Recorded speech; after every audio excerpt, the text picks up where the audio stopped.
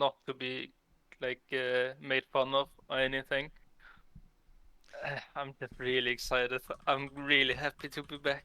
Yeah, yeah, me too as well. I think if you already mentioned the TF pick and the Flight Today roams coming out from the side of SG Momentum, I think from the side of 100% we've seen crazy stuff coming out from their mid laner in Sinner. Um, so yeah, I Yeah. think we're already transitioning into the draft here, guys. We're not fluffing around a lot today. We have got some games to cast. So we're already Ooh. seeing the first band hovers here. And I just And the briefly. overlay is also perfect.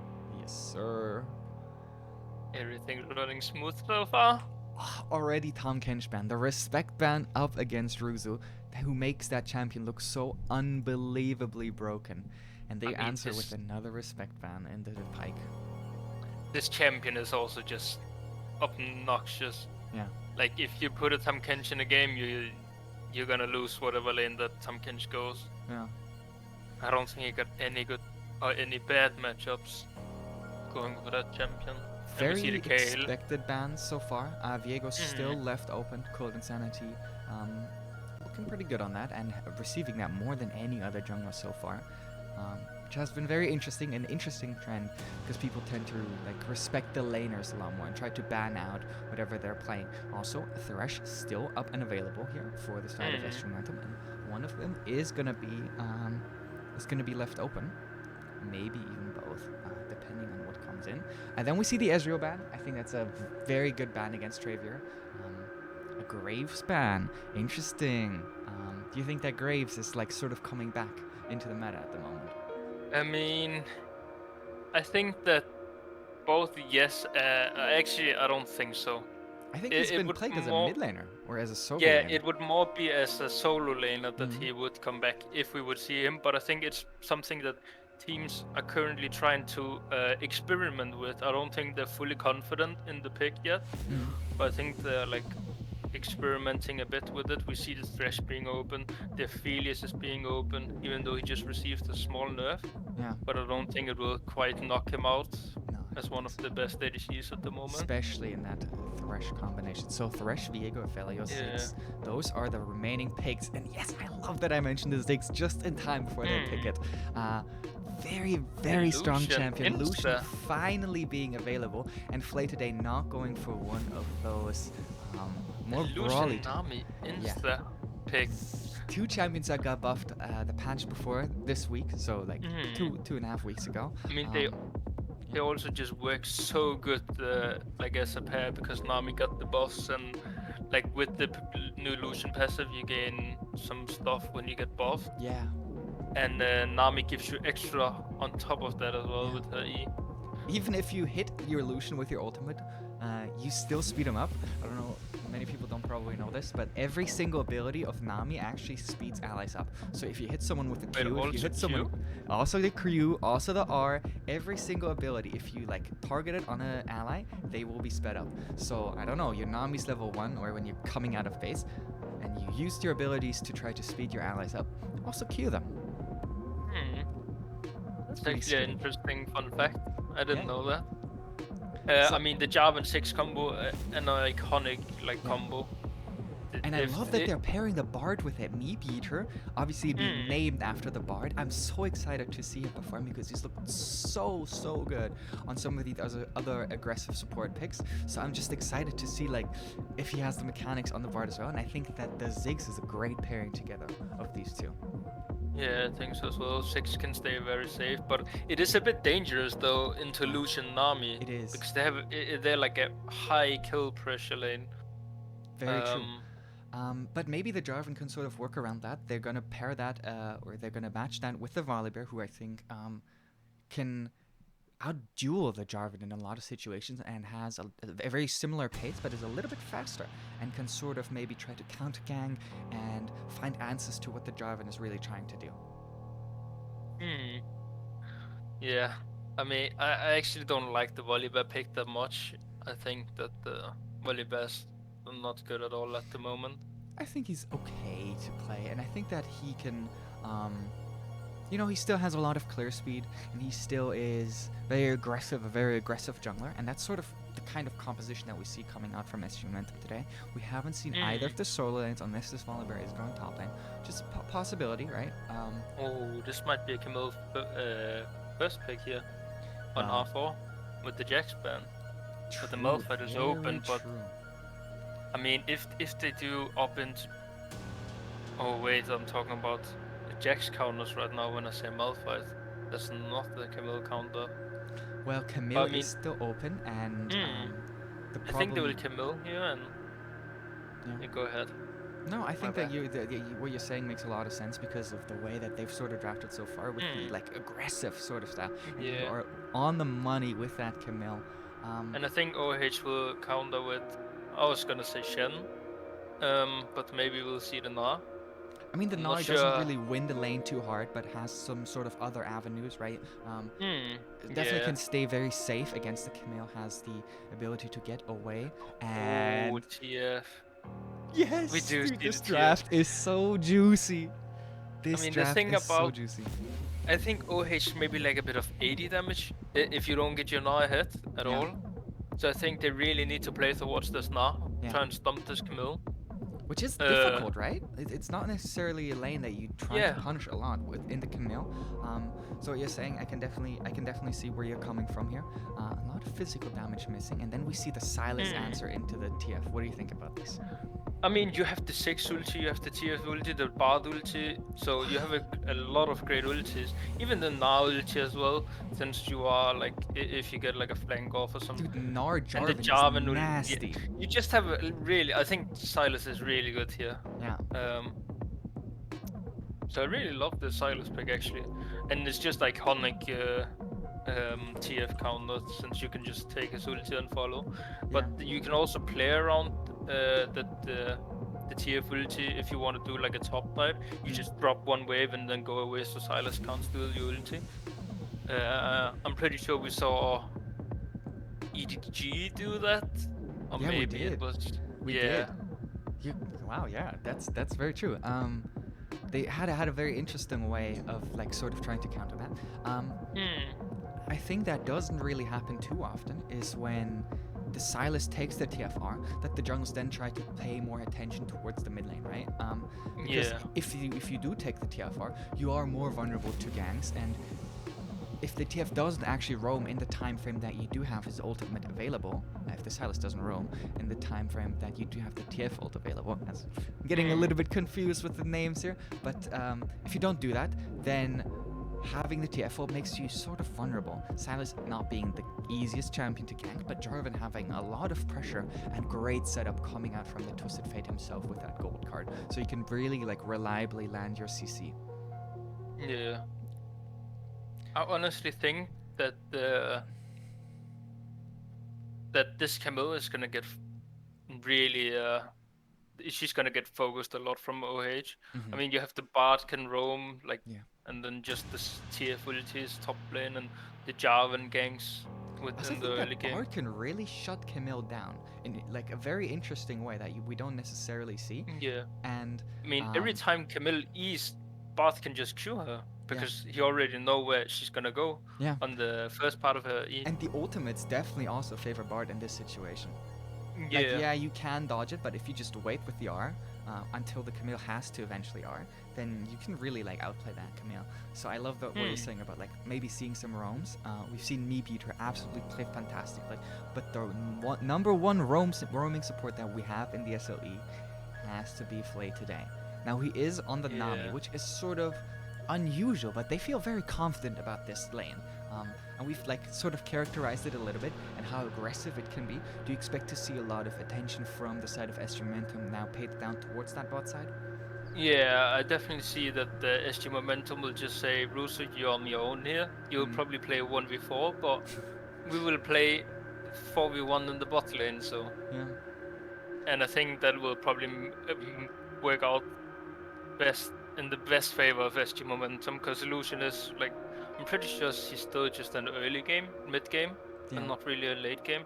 Well, he does have Uh, sort of that crit scaling, which I think is very yeah, interesting. I mean, his ulti is really, really strong with the crit build Mm. now, because you get extra shots in. Yeah. But I mean, Lucian want to get ahead early, like Lucian Nami lane, they don't want to sit back. So that's why I think SG Momental will just handshake it. They play bot side.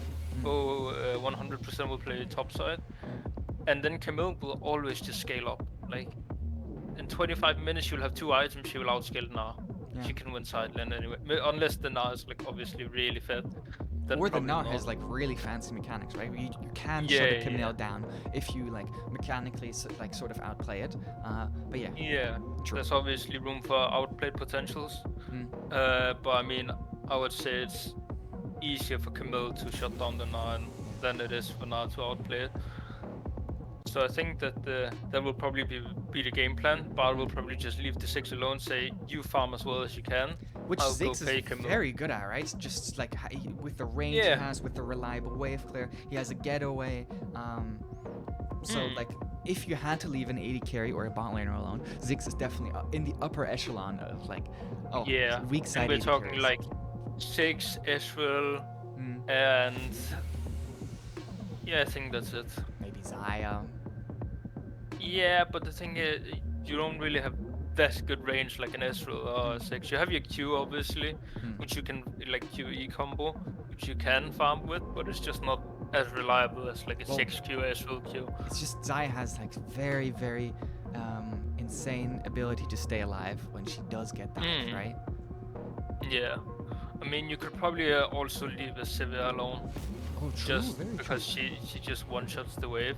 Well, after but a we're certain not point. seeing any of these 80 carries, right? We're seeing the Ziggs here, and we're liking the Ziggs pick. I think that OH is very, very willing to pick the Ziggs up in first pick, which other teams aren't necessarily favoring too much. But now with Travier back in the roster, back in the lineup, he looked really, really good. I think in his interview he said, like, of course it's so easy for me to play when my support Pike in that situation. It just hits every hook and always hooks them through my bombs. Bart is very different in that. I think that we saw a very winning lane coming out from Travier last time that he was on the Ziggs. I think that's going to be different, but different story here as we're like already characterizing it. Then let's sort of convert the whole picture and factor the mid lane and junglers into what we've been talking about, right? We've talked like specifically where we expect the teams to play towards, like we expect a lot of attention towards the top side. How do we expect the mid jungle 2v2 to go here? I mean, I think that whoever, if I'm not sure if 100% has enough damage, to be honest. Okay.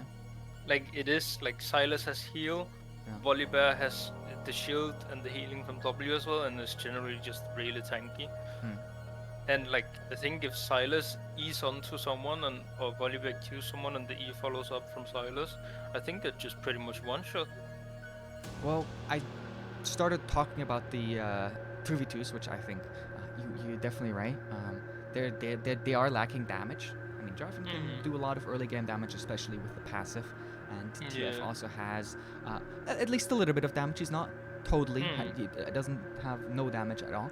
But if we factor the supports then roaming, right? We started talking about the support roams. And I think if we see consistent roams towards the mid lane from Meatbeater to try to unlock the Twisted Fate out of his lane, the lockdown potential is absolutely mental for the side of 100%. And if you just like, if the Silas can't move, he can't heal as well, right? If you stun him, if you knock him up, if you Bard Q him, if you Bard ult him, it's just insane amounts of lockdown. Even with the Everfrost, you can't even W through Everfrost, right? Because it's counted as a movement ability. So if you are able to lock him down, you can just actually murder that guy. And I think that is what we're going to be seeing, right? A very dynamic team comp coming out from 100% with a lot of tools that go all over the map. And then a Gnar that they do want to play towards. I think the Gnar is sort of the odd one out. We would have probably liked to see a much more winning top lane, but it's hard to find great answers into Camille. Yeah, I mean, then you're probably looking like an early game champion. Always do see the Ignite from TF. So that will give him that more of that early game power that he's kind of lacking. Electrocute. Yeah. I mean, then now we can maybe talk about that they can actually win 2v2. Okay. Well, I'm not sure if it helps him that much, but I mean, we're definitely coming closer to that point. Yeah. Um, and we see the obvious TP from 6. We will just Yeah. I mean, we he's weak actually side. see, yeah. We do see flash TP from the side of Camille, which we don't usually see. We usually see ignite TP, but I mean, this might be because they're just telling him like, okay, you go weak side, Yeah. and you'll probably get a lot of attention from enemy team. So he will get away from one of the plays, and maybe it um, won't set him that far back. Well, we are finally loaded into the first game of today between 100% on the blue side and SG Momentum on the red side. Level 1's already coming out to TF, of course, with that minion dematerializer. And Mr. Meep Eater is already starting to collect some chimes to be able to yeet some meeps. I'm pretty sure they nerfed Bart probably a long time ago, but I'm pretty sure they nerfed Bart Ooh, meeps. already a spicy little setup here coming out from SG Momentum, as Cold Insanity and Meep Eater are just going to be trading wards and the knowledge of where each other were. Hopefully, Meep Eater will reset and get the Oracle as well as Coiled Insanity. Thus, yeah, Meep Eater didn't do it, but I'm pretty sure that the Bart Meeps has been nerfed probably a long time ago, because my recent 2 Bart games, I have a Bard OTP friend who hovers around like D1 Master. Mm-hmm. He always told me like, once you pick up your 3 Meeps level 1, you get level 2 on the first wave. I think you only But get 2 chimes level 1 because you always spawn. They always spawn in pairs of 2. But pretty we are sure. going to be seeing red side starts here coming out from both junglers. So we are going to be seeing exactly what you already characterized in sort of Yeah. the 2 sides of the map that they are going to be playing towards. I like the transition that Cold Insanity went for, going for that early ward and then actually deciding, okay, no, I'm actually going to start on the other side of the map. Anything surprising in terms of itemization? Not really. I think it's pretty. Oh, actually, the tier starts The from tier 6. is more unusual. It's not outrageous. It's not like, oh my No, god, no. we've never seen a tier before. It's like, okay, interesting. It will give him that extra, those extra Qs in lane Yeah, that he get from the extra mana. yeah. So, and I think they don't really wanna fight in the lane anyways. So I think it's fine Oh, to just. nice gold card from Sinner in mid lane. Already dealing a lot of damage towards Yeah, that mid I side. mean, It's gonna be a if hype Silas match. doesn't hit that E, then it's just doomed for the trades. Yeah. You have to hit the E, and then you can W and take like 40%. And a nice little yeet of the meep and the Q there. I'm not sure how that hit. Interesting hitbox in my It's opinion. bar Q. Like Yeah, it felt like they were really like standing next to each other instead of behind each other. So yeah. I think the Lucian changes are one of the most interesting changes that I've ever seen. They just gave him another on-hit passive. Very strange, but now we do already see the side of Cold Insanity, who has made They his way. flashed in mid lane. But in mid lane, they're already flashing and igniting in, and so Xandat has to flash away. Does barely get out, but obviously is going to have not enough prio here, as we do see Cold Insanity will pick up that bottom side scuttle crab. Top side scuttle still available here for Jeong. Obviously has mid lane prio at the moment. TP is available here for Xandarts. It's coming out of base with an Amp Tome. The dreaded Amp Tome. Yeah, I mean this is. Cold Insanity now down here towards the bot side. Trave using the satchel charge to knock Bento 1 away. As Cold Insanity will now flash forward. Bubble will be flashed away from Trave here. A couple of turret shots tanked up. And Ruzo also landing that's done up towards the top side. Does lose out on that trade barely. They interrupt the recall here, and they do also put the ignite down. He does just get away here for now. He's gonna start pathing away here. Another bouncing bomb does connect on towards the Volibear here. A lot of crazy early game action already starting out right off the gate. I think if played today, instantly flash bubbles there, they get the kill. but I mean, A little bit of hesitation coming out from that Nami. Maybe not the most comfortable here for Flay today, but has looked pretty decent so far. We still expect greatness from that man. definitely. Talk to me about I the mean, wave states here. I mean, Top's pushing in, he can get a free recall off right now if he wants to. Mid lane's pushed in as well, which is pretty... I mean, once after Sanders got ganked like that, it's just his lane is a bit doomed, he fell behind a bit. I think the wave was also in a freezing position. Not a perma-freeze, but just a brief freeze after he got flashed on. So that really didn't help him at all.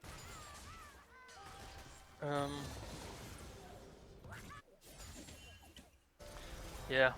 Let's talk a little bit more about what we expect sort of coming out from the players, right? Bento1 has usually been sort of the weak side AD carry, and when he does receive his strong picks, he's someone that is very aggressive, right? Someone that is maybe even flippy in a way. I know in the interview he said later, like, I go in sometimes a little bit recklessly, but we then other times see him just like flashing forward, getting those double kills early in lane, but also sometimes that leading to his demise.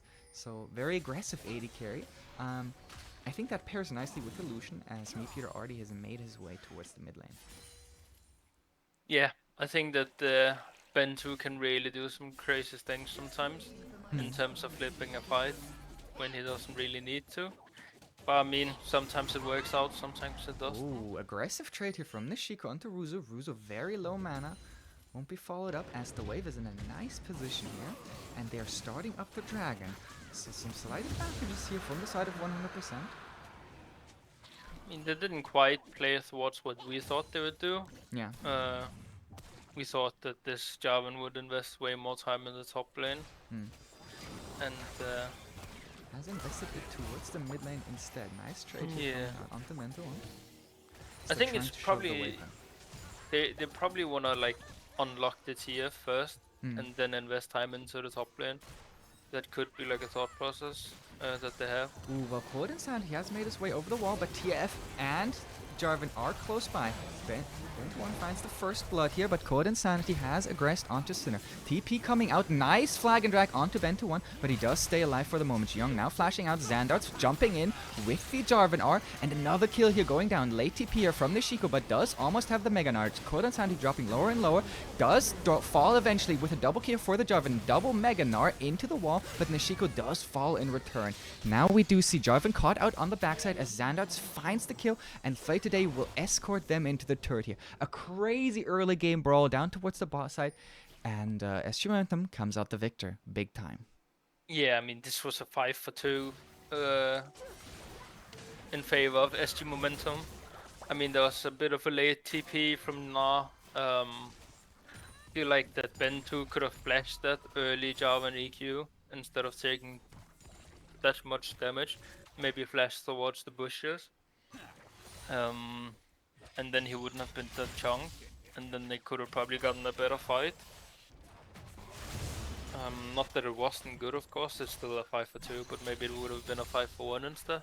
And she already... Well, Meteor here very quickly made his way towards the mid lane, does slow up Xandarts here, will get flashed on. And the wild cards connect! The shutdown gold goes over to Sinner here. Beautiful Q as Travier is now alone towards the bot side. Flay today's wave will go wide as Bento1 isn't even level 6 yet. I mean, that's a gross score wildcard. That's for sure. Do you think Dopa could do that? Yeah, not a chance, mate. So now we do see that the Jarvan is actually down here in that bot lane, as they are going to start to control ward this bush. So maybe a potential lane gank, as Cold Insanity is in mid lane here, has already used his ultimate, as Sinner is just going to gold card and then make his way out of there. Bento1 goes aggressive and actually finds the kill very early on into the fight, but is now caught in the Cataclysm, so Travier does lock that kill down for himself. Nice trade, this is the crazy combo, the 6 ulti with the Jarvan ulti. Yeah. When the Lucian uses his dash, he can't get out at all. and then Well, he it's just just the dies. exact amount of aggression that we had talked about, right? He dashes in aggressively, tries to look for that kill, and is punished because he's not aware that the Jarvan is down here. Ruzo now getting a great trade here onto Nishiko, who has no Narbar. Xandarts already having made his way up towards the top side means that they can surely lock this kill down. They are trying to give it over here to Xandarts. He's just gonna find that kill. Good guy Ruzo gives his mid laner the kill. TF ulted back to the mid lane though. Yeah, I think TF saw that Sanders was already basically top lane, so there's just nothing he can do. You don't win the 2v2 when Nice that low already, and yeah, so he just ultis back mid lane and gets the shop on the wave. So they at least lose something for it. Well, Yeah. Xandart's now picking up his third kill. Does anything in terms of itemization surprise you so far? I mean, I think this is pretty standard. Maybe Volibear Mercs from the Gnar? Mm, yeah, that could be.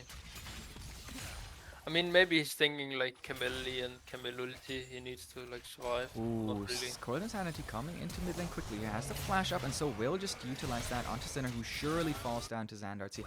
Fourth kill now for that Silas, as he's starting to look very scary here.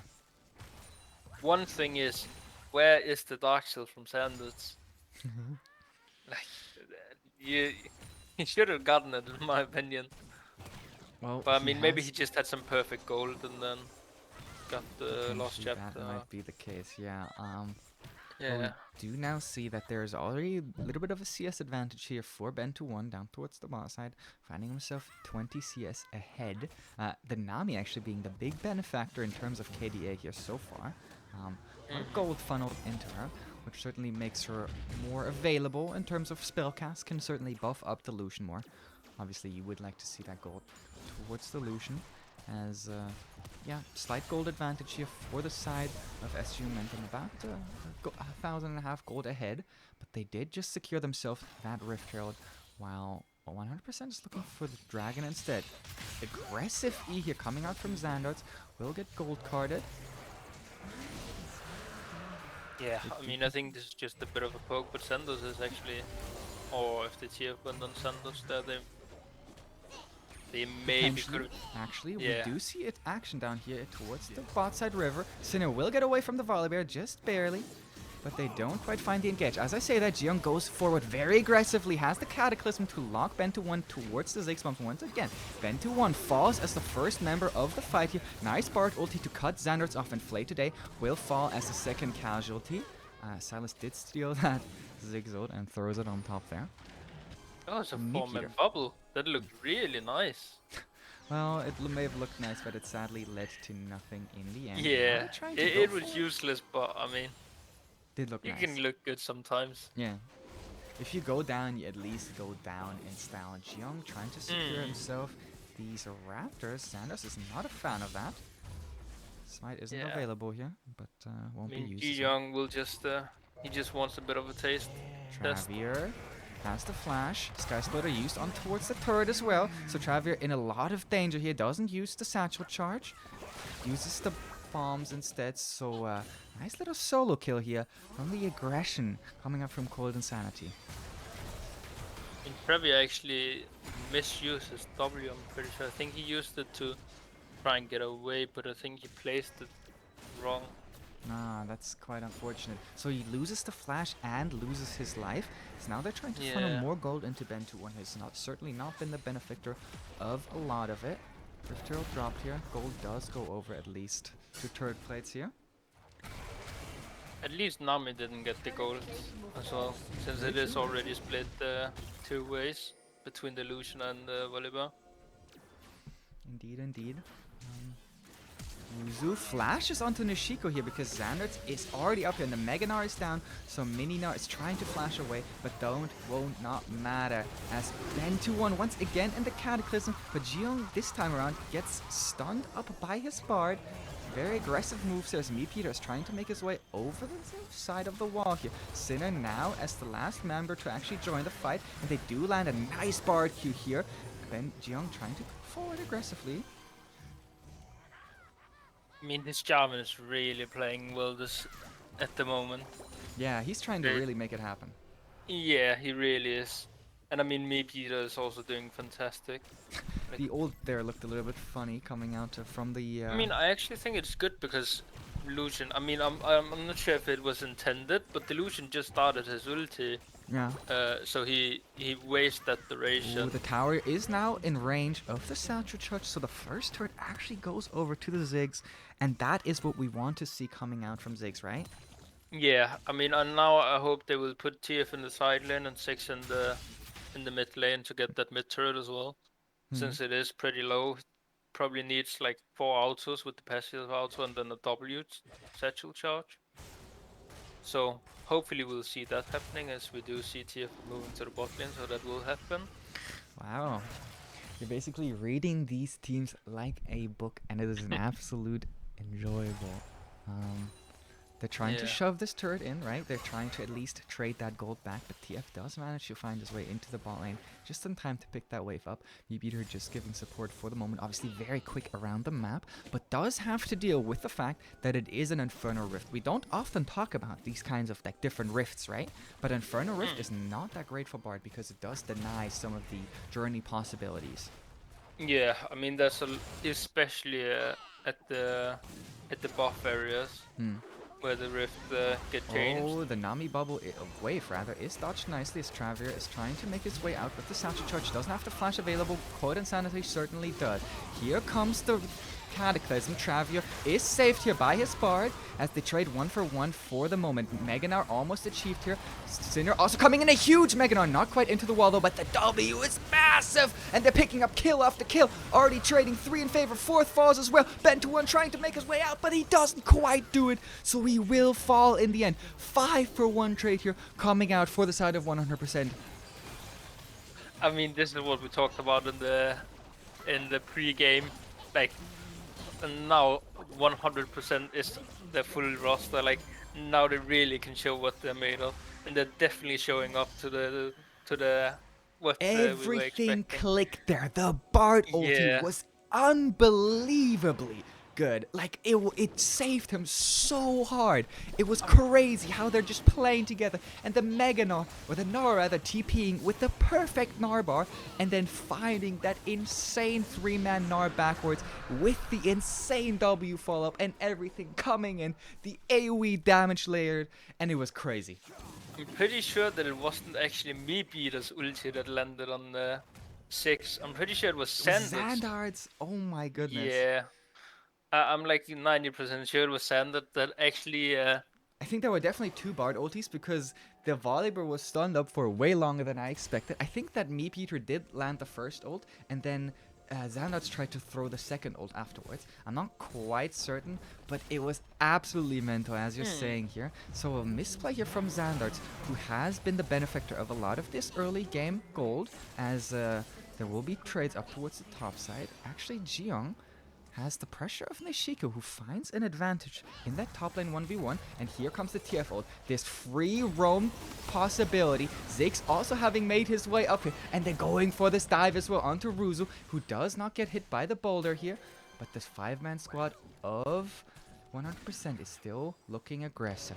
Meanwhile, Xanards does find himself some waves and potentially turret down towards that bot side. Does have his TP available in case anything does come up. Yeah, I mean, this is what you can see with TF. You basically can't take a fight anywhere on the map when TF ulti is up. He will always be there. There's This is some why we want to situations. see it, right? And I think Yeah. that this TF pick is genius. Not just because we love it, we want to see... Oh, a very aggressive trade here from the side of Ben2-1. Maybe having overstepped his welcome as the wild catch will Wild cut? once again connect. He can't get away. Perfectly thrown as he does secure himself a solo kill. Sinner, last time around, he was the hero for 100%. He couldn't quite convert it, and the team didn't find the win. But once again, he's trying to make the difference here. Jiyoung also standout performance in the jungle, coming back into the role that he mains for this team. So, this is why I wanted to see them play at full force. This is why I was excited to cast this game. Taking it to the likes of SG Momentum, who we characterized, but SG Momentum certainly not without the advantages, or without any advantages. 100 gold to a Camille. That is not what you want to see. Well, he might be shut down as he does flash out of the Cataclysm, but this 4-man squad here from 100% is now very caught out here in very deep territory for the side. Oh, a huge Nard! Are you kidding me? They're trying to turn the fight around, but they doesn't. It's not quite enough. Oh my goodness, it was so close to actually turning around. And Meat Eater actually with the fanciest of feet also lands the Q into the wall, but it's very slow here as the Moby Boots won't quite proc, so Xanax does find that kill in the end. I mean, that was an insane novelty, but they just couldn't, they just didn't have enough damage to... I think they had too many members dead already. I mean, imagine if they had the 6 ulti there on top of the 4 or 5 man ulti. I mean, that would have been insane. That would have just been a full team wipeout right there. Ooh, that was exciting. Oh, well, this is certainly the most exciting game that we have had so far in the SLE. Definitely. These two teams are really not backing down, and 3 dragons actually secured, right? We have to set up the win condition here. That Inferno Soul is going to be unbelievable on the likes of the Ziggs and the TF. I mean, I think the game will decide in 1 minute and 15 seconds. I think if the side of 100% will get the Infernal Soul, I don't think there's much left to do. Maybe they can flip like Elder. But I mean, it will be really tough since you have so much damage in the 6 poke. Like, even the TF will deal damage then. The Gnar and Jarvan will just deal extra damage. And look at what the Gnar is doing. He's already secured himself a very large Gnar bar in preparation for this team fight. But he doesn't go Mega. This is a very crispy Gnar performance that we're seeing here coming out from Nishiko. Unlike any other Gnar so far in the SOE. He will now drop a little bit of that rage, but it will go down slowly, right? He just has to land a single boomerang to stop the decay of that Gnar bar. As yes, indeed, here will come the engage from Jian. Already lands the Cataclysm. Now the stopwatch coming out from the side.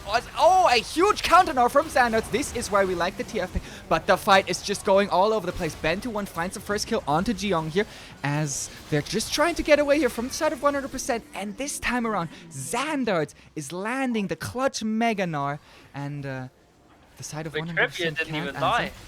Trevia did not die, as you're saying that correctly here, but Sinner does fall in the end. So they are going to secure themselves. They're gonna 100% go Nash. There's no way they don't. They will pick up the Infernal Dragon and the Nash. Maybe the game flips. The game flips. Already the gold lead now in favor of the side of 100 SG Momentum from being down 1k before. 100%, they do have double TP. The Jarvan is up right now, walking in with the bot. Maybe they can stall this out. I mean, you don't have Mega now, so it's not favorable to take the fight, but I mean... the Bard ulti isn't up to delay it, so they are just gonna have to give it over here. Bard does spot it out with the Redemption. Imagine a Redemption steal in this game. I don't think Redemption does damage to objectives. Yeah, it does. I have seen Redemption steal before, yeah. Unless they changed enemy champions, yep. It's just enemy champions. I think they changed it to only be targeting champions. But the idea was certainly a crazy one, and I'm pretty sure they changed it. Yeah, I've definitely also seen it. Yeah. In prior seasons. Well, let's talk a little bit about itemization.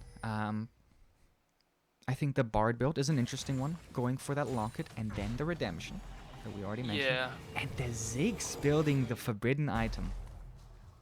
Yeah, I don't really like the Monarch, to be honest. I think this item is really bad. I don't really like the matches from TS either. He was only sitting at 5 stacks, I'm pretty sure. I think the Redemption is a bit... I'm not sure if I like it either. I think a Themis change is so much better. I think the Jarvan is pretty standard. Yeah. Maybe he could have went for Tabi, but that's about it. Well, he is just consistently looking for these exact engages. They're trying to go for the same combo that they've done before as well. Lockdown now coming further onto the Volibear, but they don't find that pick. Volibear only losing his flash here, as the Baron buff is still up and available, but they're not really utilizing it at the moment. Because, in fact, I guess they do find a bot lane turret, which is just from the just sheer found the minion mid wave. lane turret as well. True, true. But I think there they should have just let Coil Insanity, if he lives, he lives. And then just go hard on mid lane, because the side of 100% they were investing all of their members towards that play on Coil Insanity. But I mean, it is also a bit risky. You can easily get collapsed on by the bar tunnel. But they did also burn 3 ultis on it, so I'm not really sure. Well, the Ziggs ult is almost back up. The Cataclysm almost back up. Only the Destiny Gate being a ways away, as Ruzu now also with that Ravenous Hydra looking really good in the 1v1s that we already mentioned before the game. The Cho'Gath Q almost kills him here, and he will have to flash away, but the flash follow does secure that kill here for Ruzu, finding a solo kill right before this tier 2 turret, and this is a ton of gold also going in the pockets here. Meatpeter now being aggressed on. Spend to 1 does manage to find his way out. They do shut the Camille down here for the moment. Nice lockdown combination.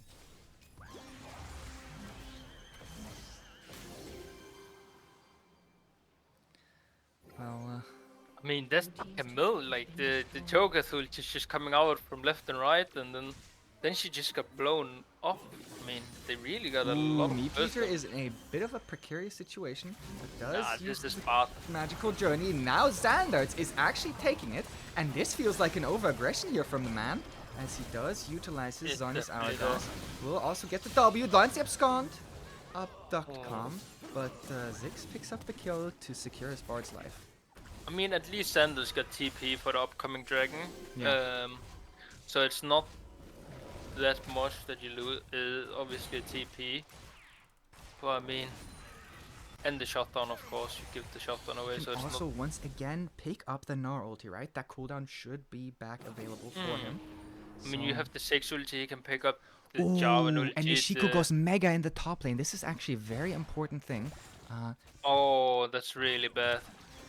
Dragon up. They won't have mega for dragon. Yeah, well, Nishiko is making his way towards that mid side to try to secure himself at least a bit of a Narbot, but obviously he's still exhausted here. Let's see if we can see the cooldown. I don't think we actually can. There are now posturing around the dragon here. 4 men already coming out from the side of 100%. The TP flank here from Xandarts, very deep into enemy territory, does have the Gnar to pick up. 100% does not seem aware of Xandarts' position, so there is going to be a pause. Come on, man. It's not an SLE game without a pause. Isn't that right? Yeah. I mean...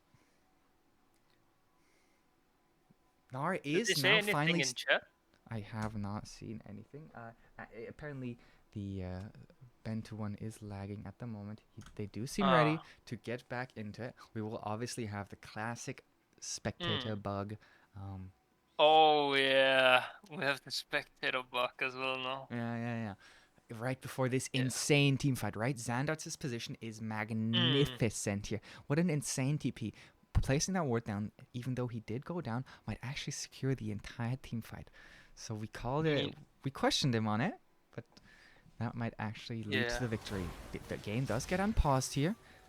Gnar is already building up his Mega Bar once again. He does pick up the Mega Gnar, Xandarts does, as he's trying to make his way into the enemy team, but they're trying to play away from him. They do find the Nishiko at the start of the fight, so no Mega here, as they're trying to aggress onto Trevi. Already 3 kills going in their favor. Going onto Cinder, also finding that kill. Here is the classic spectator bug. Jiyoung will certainly also go down towards the end here. I mean, I think this is an end, based on what I see on my screen right now.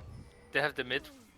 They have the mid wave. 40 seconds. Coil Insanity. I mean, 30 seconds, I mean. Dragon, though. I think they maybe just send Coil Insanity to Dragon just to secure if they don't end. But I mean, they will definitely get inhib. They will get inhib. This does seem more like a Baron take afterwards, as that one is also coming up soon. I think they'll take inhib, probably reset, and then set up for Baron. Oh, but they don't agree with the judgment call here.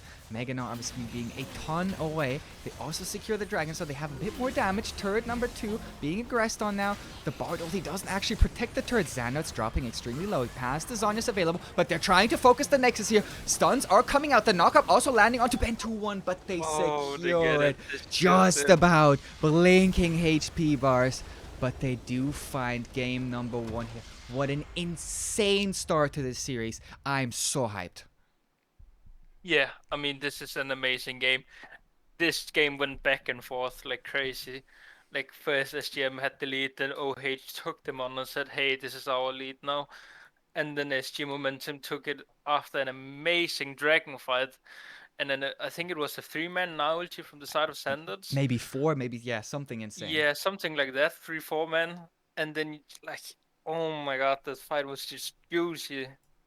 And then they took the lead back, and then in the end they ended on that lead. Yeah. I mean, with the amazing flank from Sanders again. I mean, Sander really showing off on the Silas. I remember last time when they played against, I think it was Crown of the Ruination. Crown of the Ruination, yeah. Called, in the opening tournament. Mm-hmm. When he also had a really good performance in Silas in that game. So, I mean, maybe Sanders Silas is something that you have to ban out. Who knows? He's certainly looking very excellent, and we love to see the TF, right?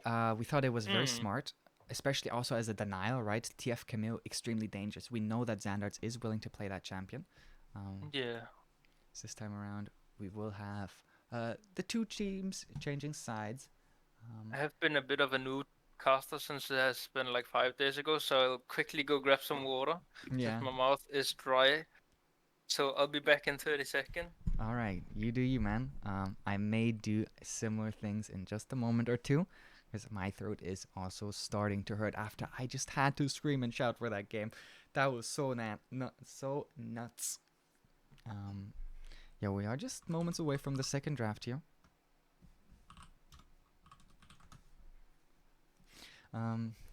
Yeah, I think it's just beautiful to see these 2 teams in full force, just brawling out. And I think unlike any other team we've seen so far in the tournament, I've been just a huge fan of just the explosiveness that these teams are playing with. They're not scared, they're not afraid. Yes, Xanads makes a misstep in the jungle, but he places a very clutch ward inside the enemy jungle, TPs to that, and secures his team the team fight. So yeah, he did make some mistakes earlier on, but he comes up clutch, picking up the Nora ultimates consistently throughout the later stages of the game. Actually led to them finding this victory, as we are also going to be transitioning already into draft here. I almost coming back at the perfect start. Yeah, you are. Oh, I mean, 5 days break, you have to be a bit of a noob caster then. Well, I also need a little bit of water in just a moment. Already said that. Bans are starting here. Now for the blue side, SG Momentum, let's see what they're looking to take away. Do you expect very similar bans? Yeah, I think it will be pretty similar. Just maybe not the Graves ban? Do you think Graves will be banned again? Nah, not the Graves. What do you expect to see instead? Silas? Oh, it's gonna be I was gonna say Camille. Yeah, Camille ban instead. You know what a Camille ban means to me. Cannon. Yeah, I mean we do. I'm not sure if either Rusu or what is it called, Nevu or something. Nishiko. Yeah, I'm not sure if either one of them plays Cannon, but I mean it's definitely a potential right now with how the draft is looking so far. Victor ban. Very interesting. Sinner has played that before, also looked very good on it. Yeah. Classic Kale ban against Xandarts, of course. I'm not actually sure why people ban the Kale. I feel like Kale is not really that good. You give up so much pressure in the early game. Like pre-level 6, Kale is not a champion, and even at level 6, she's not really that good. She's more of a support. Oh, Xandarts looks absolutely nuts on it in solo queue. A Jax fan here. What does that mean for you? I mean, Nishiko has played it before. Yeah, I think it's basically just the comfort ban. And the Tahm Kench, of course. You gotta have that. Thresh is open, Viego's open. 6 is open from the side of red side. Hmm. We see the Viego. So 6 is open, Aphelios Thresh is open. Well, taking that Viego basically says to the side of 100%, are you willing to... Oh, Pike is open. Are they just going to Pike lock is Ziggs open. Pike? I mean, I'm not sure how that pairs up in the bot lane, to be honest. Oh, it looked beautiful last time they played it. Alright, well then, yeah, they could potentially do that. Okay, now it's getting really spicy, as you say. Kha'Zix. I mean, yeah, we do see that the JJ, I'll just call him JJ, that's way easier for me to pronounce than his actual name. The JJ have played quite a bit of Kha'Zix in solo queue, so it's probably just a really good comfort. I'd assume that Kha'Zix is pretty good on Viego as well. Going double assassins, I'm not really. I mean, the Pike Kha'Zix could be good. You have the Kha'Zix almost one-shotting, and then the Pike just ulting on top. Also, the angles these two champions can find can be very creative. Yeah. Very pick-orientated so far here from the side of 100%. I mean, I definitely hope to see some more wave clear from OH now. Leona, great pick. I mean, really broken support. I'm not sure how good it is into Pike though. I think it is very good into Pike, and I think that's why they pick it here. I mean, most likely, yeah. I think you can really deny the Pike in a lot of ways that other supports can't necessarily. I think Thresh would have also made a lot of sense. So I'm interested to later on understand why they don't go for the Thresh more. Okay. Heavens. Blind pick Kled. Yeah. What do you pick into Kled? I'm not sure. From what I've seen, this champion is just utterly broken. With the, I mean, I guess Fiora could be a thing. Yeah. Probably some heavy early game skirmish champion, Pantheon set. Something that has high damage. Irelia could be. I'm not really sure about Irelia. I think maybe that's more of an even matchup. But I mean, it could definitely be. This could be a Vayne top lane, which is probably also really good into Kled. I do expect it to go into the hands of Travior, but I think I like what you're saying. This is like sort of hiding it, and in a very unusual way. Now they do ban out the Lucian. I think that makes a lot of sense. Actually, I mean, it was more like the Lucian Nami gimmick that they played together. Yeah, I'm not sure that the Lucian would actually be good with a Leona. But I mean, if this Vayne is bot lane, we could potentially. I'm not sure if Bento plays it, but a Draven, it is iconic Vayne counter. And with paired up with the Leona, you just have so much damage, and it also just got buffed as well. Well, he certainly has the aggression, right? Yeah. And they also banned the Tristana out here. I think the Tristana Leona is a very classic SLE bot lane that we've seen time and again. Makes a lot of sense. It's very safe also against the Pike. So I like the denial. You could go of 6 bot lane here. Interesting. Potential Kled mid lane as well. Yeah. I hope to see that we see the Sunfire Kled build, and this could be a tier pick. They ban Silas. Sunfire Kled. What is Sunfire I mean, Kled? Sunfire Kled is really not balanced. You just get, because Sunfire does so much damage, you get so tanky from it as well. And then you build your normal boost items, Starix, etc, etc. That is also not balanced. And you just get a really unbalanced build. And you have great engage, and you can just, like, when you jump off your horse, you don't really die. You can easily mount up again, unless you have like all 5 people on top of you. So this draft is so different from what we saw in the last game. They're picking up the Vladimir here for themselves, which is obviously a champion that we haven't seen at all, and I don't think we see competitively, basically at all either. I think if SG Momentum just picks 6 here, 100% can't really match the push. Ziggs TF? At all.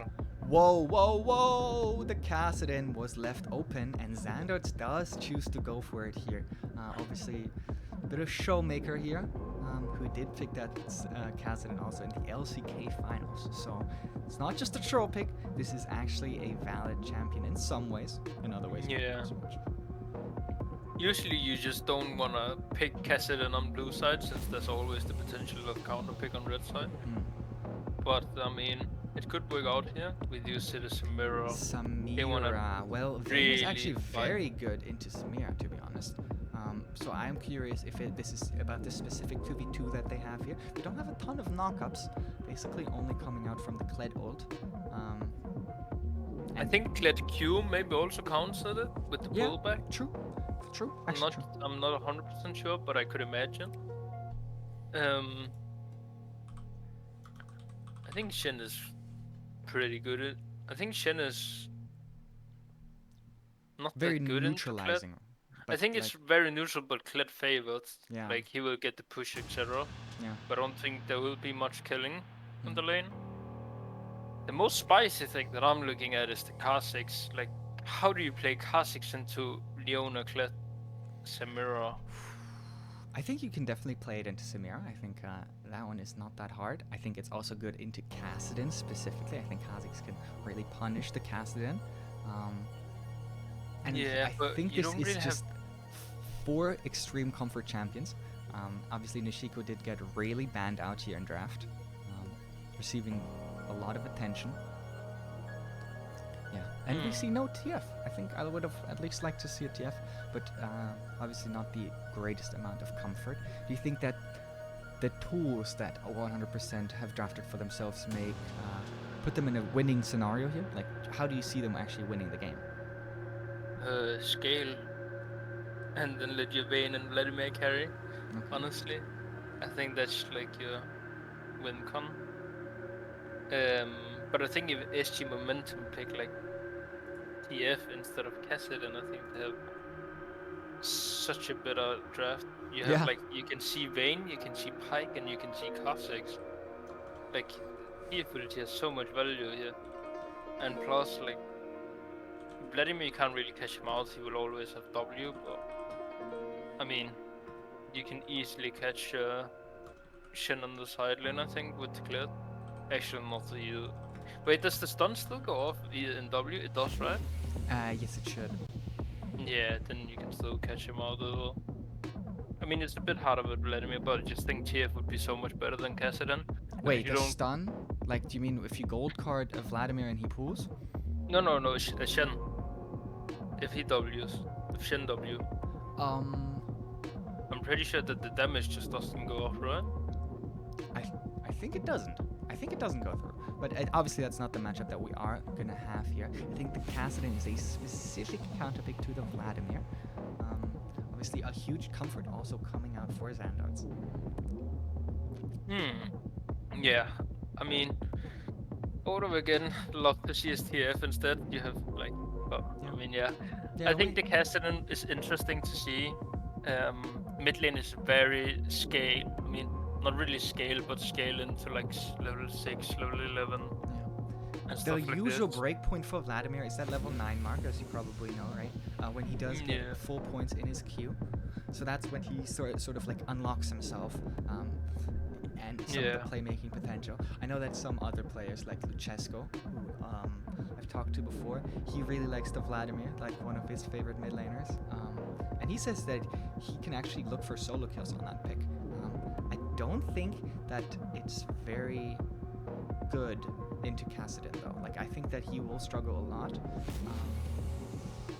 Not based on like, oh, he will get solo killed over and over by this Kassadin, but rather that the safety from the Kassadin is going to be absolutely mental. Now, if the Kha'Zix comes into the picture and the Viego, then the picture obviously changes, right? Well, I'm going to grab a glass of water here, guys. I'm going to put the... I'm going to leave the stream open while I do that. See you guys in just a moment.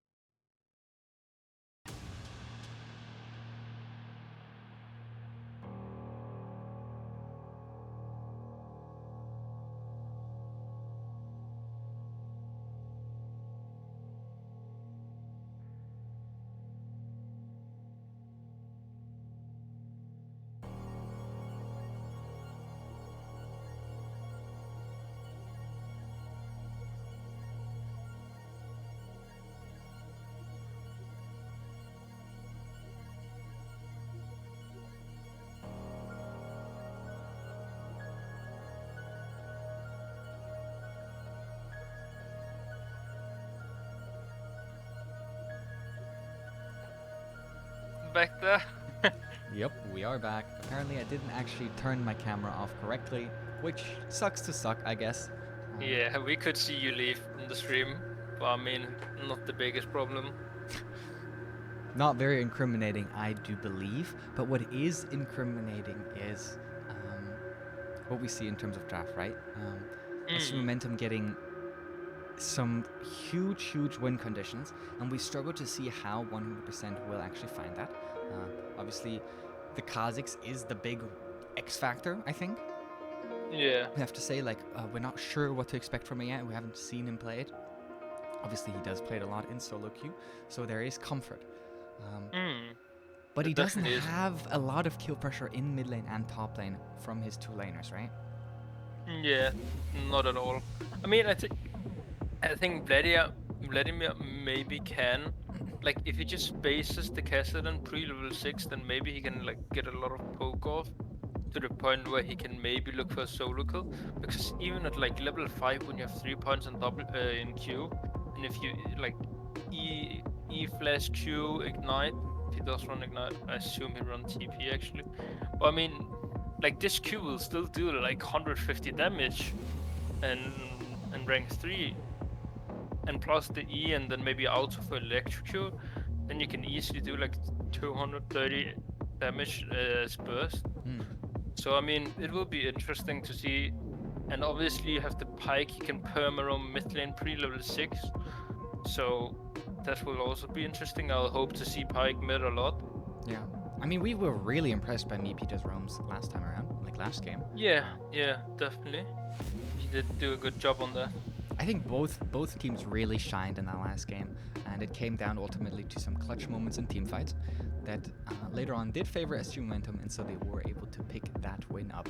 Now, if we talk about these late game clutch moments, who do you think takes the cake there?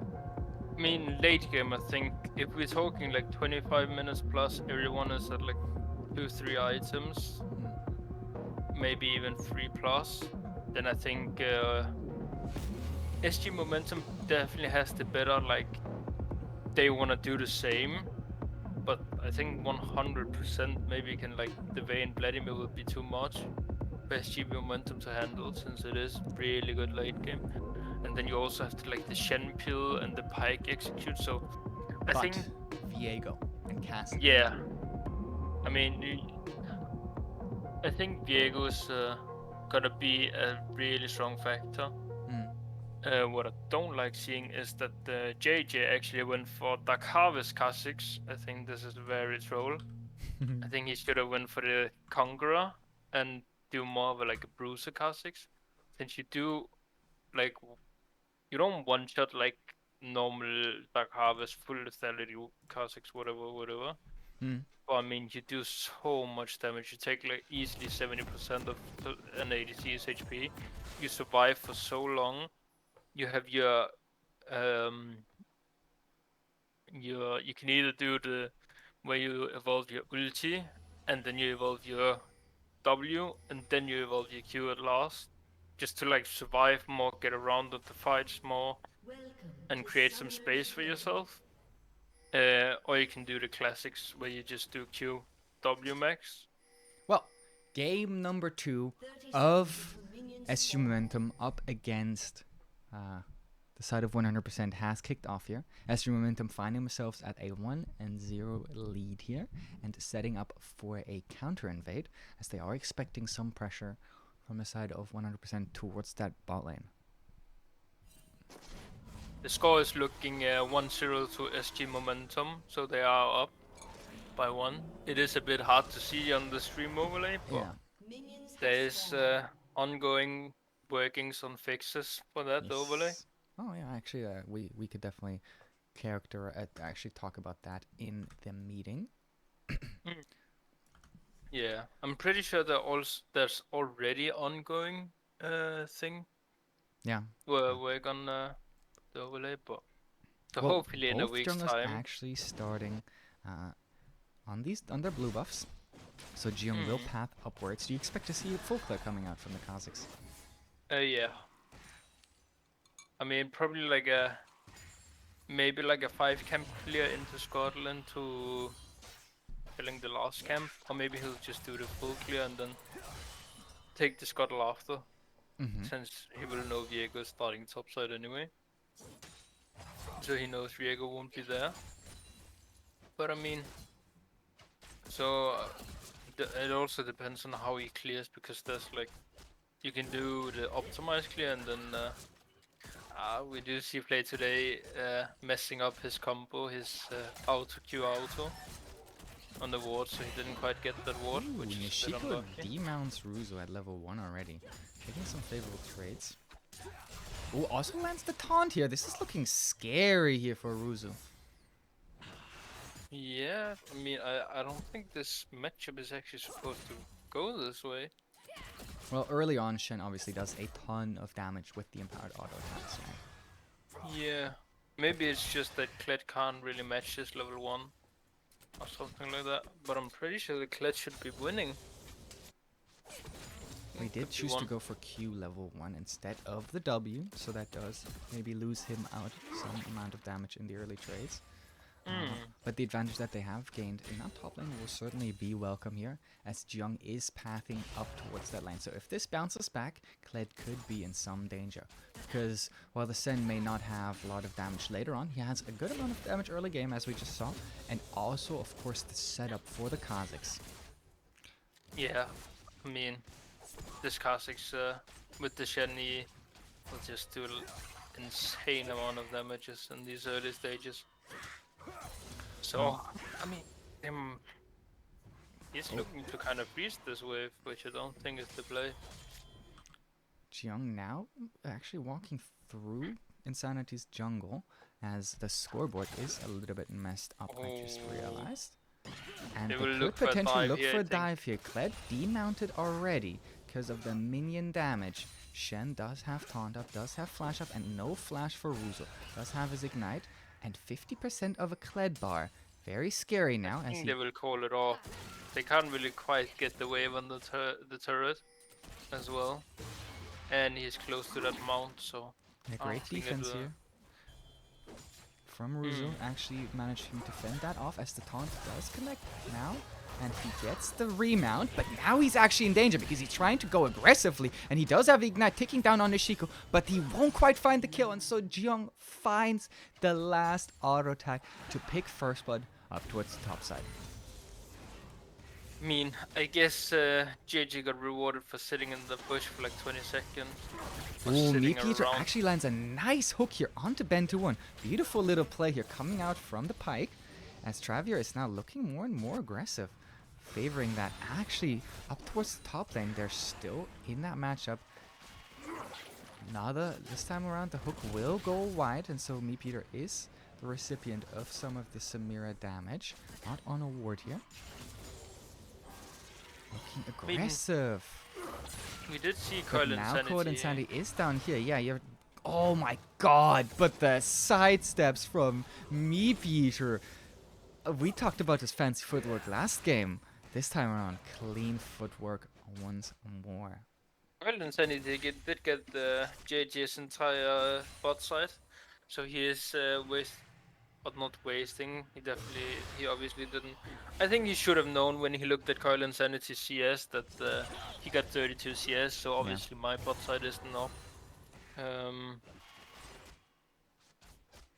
Not available, but now he does find the availability of the dragon instead, already starting it up, and he does have priority from basically both lanes here down towards the bot side, and he does a ton of damage to that early game objective because of the isolation, of course. Yeah, I mean, Kha'Zix is really good at taking these early dragons. He does so much damage, especially when he already got the serrated Dirk. Okay, well this is how the matchup is supposed. This is why they picked the Shen here, finding a nice trade once again onto Ruzu. Okay, well the mechanics this game are being clean here from every single player. Yeah, I mean, it's definitely really good trading from Nishiko. Yeah, looks very comfortable in this matchup even. Yeah, definitely does. Ah! Yeah, Of course. typical. The But I mean, typical SLE he, pause. This time around, it is the jungler, Jiyoung, having a little bit of a ping issue. yeah, maybe he thought that his jungle camps were gone because of the ping. Hmm. Yeah. I mean, we do see the Shen being down 23 Yeah, I CS, was gonna mention it. Yeah. so it's not like the best, but I mean, and he didn't get the kill, so he's actually down a lot of gold. Well, we Probably can. down like Well, 400. 400. Yeah. I mean, that is a kill and kill and a third of a kill, so That's why it the is gold quite a is lot. even and even slightly in favor of SGM momentum early on, right? Yeah. I mean, all other lanes it looks pretty. It's dead even basically. Yeah. So Game has resumed here. Like to see the quick fixes. Flay actually yeah. missing that Zenith blade, by the way. Very funny to see. Actually, Nishiko also giving up a turret plate to Ruzu, as he did not actually Oh, TP back into lane after his reset. So this is where more of that gold lead is coming in, and a nice dodge here from Ruzu to get away. Classic spectator bug, guys. We will just sit here and have to wait. I figured out can't that run from is, it. yeah, can't do nothing. Mid lane very even, right? Yeah, it is. We do see Vladimir gonna go for the Rift Maker. Hmm. Not really sure that I like that. You prefer the Night Harvester? No, I prefer Proto. Oh, Proto build, of course, right. I guess Yeah, I like the Night Harvester because of the added CDR that it gives, which can be yeah. helpful for the queues. I honestly just don't think you need it. Yeah, yeah. Well, Cold Insanity is now here up towards the top side, level 5 at the moment. Ruzo does ult the Shen here, who does not have his flash available, so he does use his W, but he does maybe go down. Yes, he will! Just about. Ruzo picks up that kill, also throwing down the Ignite, so wasn't really that close, but they do find a nice solid kill up towards the top side. Still has TP available, so won't be the hugest loss here, as Cold Insanity has also hit level 6 now, so both junglers at that 6 mark.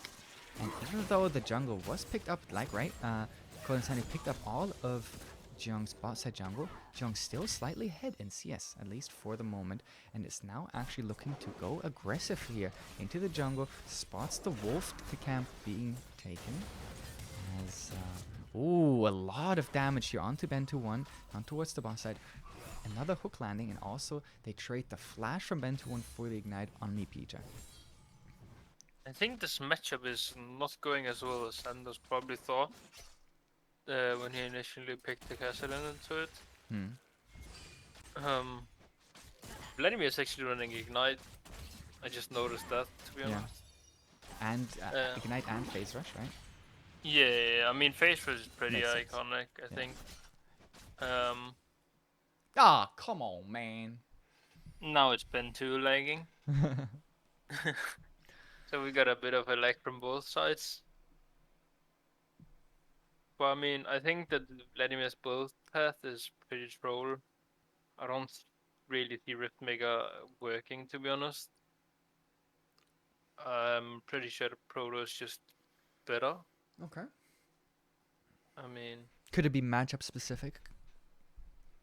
it could be, but yeah, it just doesn't sell it for me, to be honest. Like Okay. I just don't see how it would be good interaction with the Vladimir kit having Mm-mm. Riftmaker. What do you expect Um, this Cold Insanity recurve boat to turn into? Blade of the Rune King? yeah, I'd probably yeah. I think that's the probably the only viable. How do you That feel is. about that? Mm, I'm not really sure because I honestly think that the Divine is still better Mm-hmm. Mm-hmm. than the crit path, even though you have the added crit damage or whatever you got Yeah. when they tried to nerf him. But honestly think that the Divine Sunderer is just better still He can with still his go for direction. Divine Sundra, right? And can go for Hmm. Scourge, right? All this tells me is that he's not actually rushing to get crit chance, at least for the moment, at least at the start of the game. Do you think that it is very good into the team composition that 100% has drafted? Like, do you think it's specifically good against some of the champions? Um. Not really sure. Honestly, I'm not really. I don't really know the strength of the new Viego builds yet. I haven't Okay, looked okay. at that. Well, we can talk about what Blade of the Ruined King does in general, right? Because Yeah, I mean, Blade of the Ruined King is just like the more HP you have, the more damage you get on them. But the mm, more HP enemy team has, yeah, of course, yeah. um, the more damage you get on top of them. I mean, with the Rift Maker, he will get some HP. Vayne won't really get HP. Pyke won't get HP. Kha'Zix probably will not get HP. Maybe Pyke and Kha'Zix will get it from Edge of Night. That's Pike about actually it. can't gain health through items. Oh yeah, that's true as well. I forgot that. That's actually I've never like I noticed this when they came out, but I've never like really thought about it that he can't gain HP. Mm. People Um, used to build Frozen Heart first on yeah, I remember that. That was really annoying meta. him. Just perma Pike with Frozen Heart, and you just can't Aftershock, kill yeah, him. I can't kill him. Yeah, I mean the bug will be good against Shen, but Mm. I think that's about it. It Well, will it have a also bit gives of value. sticking power, right? It makes you very sticky in terms of like you Yeah, actually being able to stay on top of the champion. Third plate actually secured here because of the favorable trade, but Cold Insanity might be looking to set up for gank walks over a ward though, two in fact. And Jiyoung is on the way here, trying to get down towards the bot side as they kind of like this fight. yeah. I mean, Oh, JJ. what a cleanse from Travior. Holy shit. That was really clean. I wouldn't even see that in my Diamond game, D1 games. That was I mean, that Captain was Jack. That was a Captain Jack yeah, cleanse. yeah. He definitely showed that you ain't getting me. You might as well just back off instantly. Yeah, yeah. Who do you think this very calm mid lane, like who do you think benefits more from the scaling? Oh, Jung, and they Um, don't know. They don't know about the Kha'Zix here, and he finds the isolated damage onto Code Insanity, who has to flash out early. The kill isn't quite secure, though. But Peter's Meat Eater does with the second ultimate, but Jung secures the second kill as well, and now they could potentially look to die Flay today here. The minion wave is very, very thinned out. Hook also goes wide, but here comes the second wave, and they actually drag the other minion wave in towards them. So this means that they can now try to set up for more. I think they just Don't let quite him go for it. let him live. I Oh, don't think it's. Vayne turret I think plate? it's too risky. Nope. Pike got third plate. That's good enough. I mean, that was really well set up from the side of 100%. Like JJ sneaking into that bush, pink warding it as well, so there's no way. And then just instantly taking like 60% of Coil Insanity's HP. A rough trade here for Nishiko. Also gets ulted by Ruzo, then Ooh. ignited, and Yeah, that's will a find kill. the kill. This time around, the Leona ult does connect, and Travior has the flash. Uses the E and the tumble, but the exhaust will mean that he will fall. So Bento1 actually finding himself a Oh, kill. Sanders. All flashes, but misses the E, Yeah. but it's still enough Still damage. dead. Jiyoung now trading back and actually finds the kill. Kills are falling. I mean, this is a really bloody game. I mean, I don't even remember what you asked me before that the fight in the bot lane happened. Yeah, But who knows? yeah, I had a Nishiko really now good TPing answer, I up feel towards like. the top side. Actually is trying to look for the solo kill as he sees that Ruzo remounts. Gets the wave here and gets some space, but he's down 40 CS. Yeah, I mean, it's actually closer to 50 than 40, actually. It's Oh, 47. true. Yeah, true. So, I mean, he's down 40 CS, basically 45. And he's down 2 kills. He got an assist, of course. So, and he's down 2 turret plates. Yeah. So he's really far behind here. We've Wow. Yeah. 1.4k gold difference. As you can see that Traveling actually didn't have any kill participation. This time around he gets the That solo is turret. true. I mean, he's still even with 'Cause of the Ben too, turret. so Yeah, because the yeah. turret played gold. But I mean, even in CS, he didn't Trivia only got 1 plate. No, I think he got this plate just now. He got Oh, the first one as well. the first one as well, yeah. But then again, like Ben 2 is up 1 kill and an assist though. Yeah. I'm not actually sure how the gold thing is that even. Well, the I mean, kill. Well, they're even in gold. I don't think yeah. the exact reason as to why is not actually that important. But what we can No, it's talk not. about is that the Stand United wasn't available for the bot lane fight, right? He finds the solo kill, Ruzo does, and actually frees his team of that potential pressure. Now Sinner actually liking that trade in mid lane as Meatbeater also trying to get some aggression onto that. Both junglers also up towards the top side. Once again, Jiyoung sitting in his favorite bush, Cold Insanity, will walk Oh. around in the same bush but on the other side of the map. Are you kidding me? And he finds another kill! In the same situation, in the same bush. And now the isolated damage onto Ruse is also massive. Jiyoung displaying why he wanted the Kazakhs. Now the turret does fall as the Rift Herald will secure that. And also all of the turret plates secured here. But the Kazakhs is 5-0. Something I would have liked to see is him going for Ghostblade instead of instantly Duskblade. I think Ghostblade is the most broken lethality item at the moment. Before you get an item after your mything. I Because remember you that for obviously when get I play the- Kazakhs. Mhm. I'll remember that for when I play Kazakhs.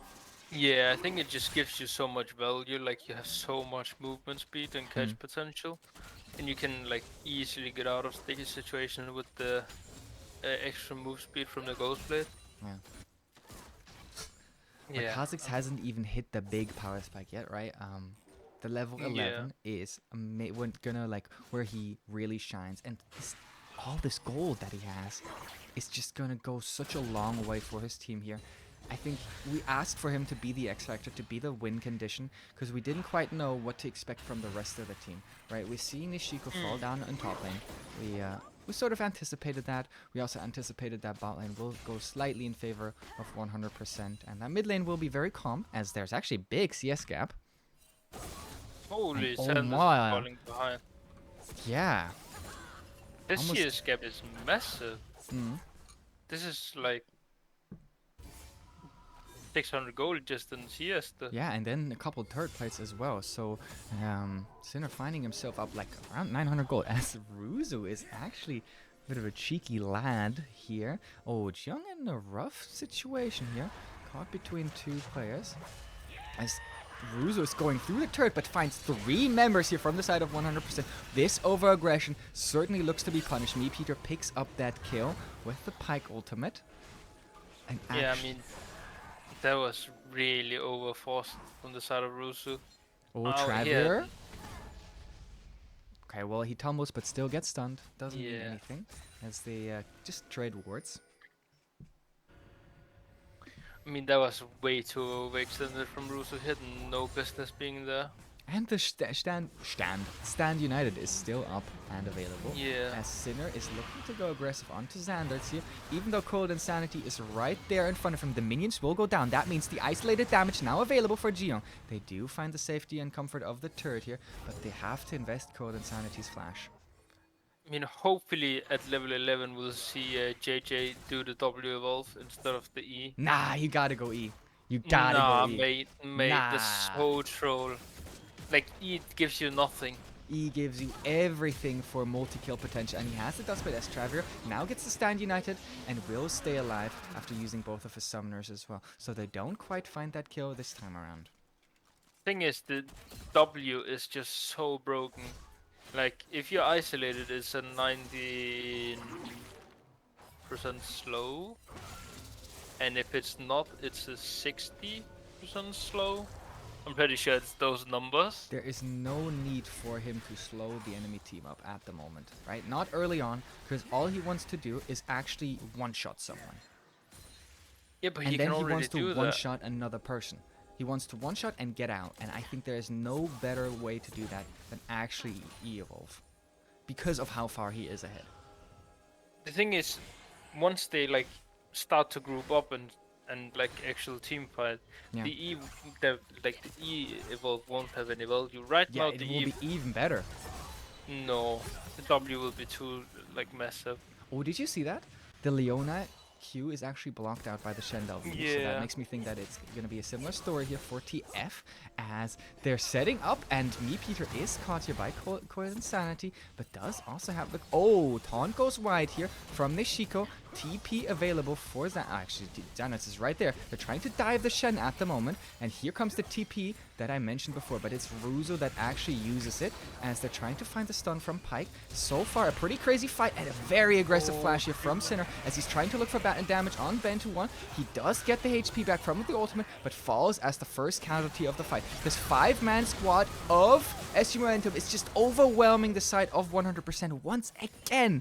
A very, very similar story to game number 1. Yeah, I mean, I think they had no business taking that fight 100%. And I think that JJ was AFK for a second there. He was just standing still in the bush. I mean, he was waiting for his opportunity to find an isolated target, I believe. Yeah, the thing is, you're just not gonna get an isolated Oh, target. he was evolving apparently. Oh. Well, now it's interesting. Let's see what he evolved into. And it is the WS I loved to see. Nah. That is just the better evolve. I mean, every single Kha'Zix never goes evil, even in solo queue. Not if you're this ahead. I think that there's definitely an argument to be made for the E.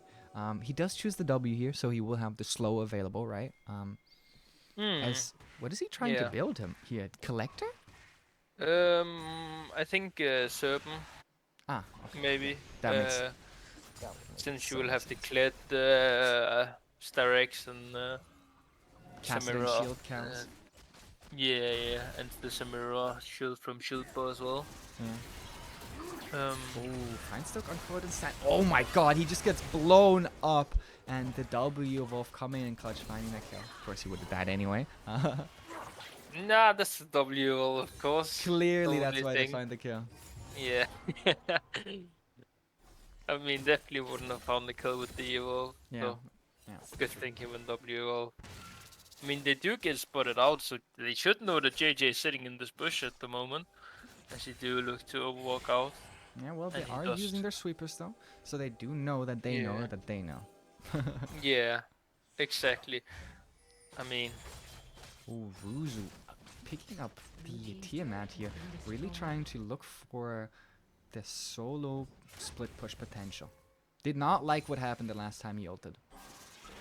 Play today, caught by the hook, and the slow from the W. This time around, it actually meant something. It secures the hook from Me Peter. that's the 90% slow right there for you. Yeah. And plus the Pyke slow as well, coming in after. I think last time we saw Diego being on his blue buff and Grump, we saw the exact same picture. With him double clearing. Ah, interesting. Yeah, I mean, it's not really anything to the game, but just a little fun fact, I guess. I mean, we do see Vladimir opting into probably, most likely the Death Cap second item. I like that. I'm not really sure about that. I think maybe you would up into Cosmic rather. I like the raw damage that it gives you, and he's like sort of tried to be the big team fight ultra, right? He's tried to... Oh my god, he gets hooked over the wall. He has to use the flash here. As the dragon is now spawning, here comes the ult from Ruzo, and now everyone following him, trying to look for the pick onto Travis, who gets to stand united, but actually will fall at the start of that. Flash failed as well, as the TP comes in, and the side of 100% is just collapsing under the pressure that SG Momentum is throwing at them once again. Cold Insanity picking himself up a double kill here, as they're now looking to find the second dragon of the game. I mean, this is definitely crumbling from the side of 100%. I mean, the team fighting is just not as good as SG Momentum's. I think it's also mainly just because of the draft. Sinner hasn't reached his power spike yet, the Travia hasn't reached his spike yet. Yeah. It's only really the Kha'Zix that has any goal. As we do see SG Momentum starting off the Baron. Yeah. Kha'Zix is slowly arriving. Well, this is going down to 5,000 HP. Sinner on the sidelines here, has the ultimate available and also procs the phase rush, so he now flashes forward and will start to aggress onto Bento 1, but he won't quite die from the Vladimir ultimate. But now he's caught from Me Peter, Sinner being the target of the aggression on the other side, and now Cold Insanity does pick up that soul. Me Peter here over the wall, Xanax gets one shot by Jiyoung here, and the W slow coming out, Ruzu demounted, Me Peter missing the ultimate, but still another kill secured. The side of Ruzu is actually sacrificed, and they are now looking for the Baron. The game flips once again. You talk trash about how their team fighting isn't as good, and they were like, nah fam, hold my beer. Yeah, I mean, definitely is. I mean, this is the amazing thing about casting. The teams always prove you wrong. Like, I guess it is just the caster curse that a lot of other casters also say. But I mean, maybe we should just stop talking about like game flipping and stuff like that, because I feel like every single time we do, it goes into the favor of the team where we said that they couldn't do whatever we said they couldn't do, and then they do it. Now 4,000 gold already, and you asked to see the real power spikes from Vayne, from Vladimir. Right? Yeah. That's I what mean, now we're getting the power spike. Like the Vladimir got so much damage in the Death Cap Riftmaker. Yeah. I'm still not sold on the Riftmaker. I don't think I've done anything this game, to be honest. Can we even see the stats from it if we hover? It means 700 damage. 30.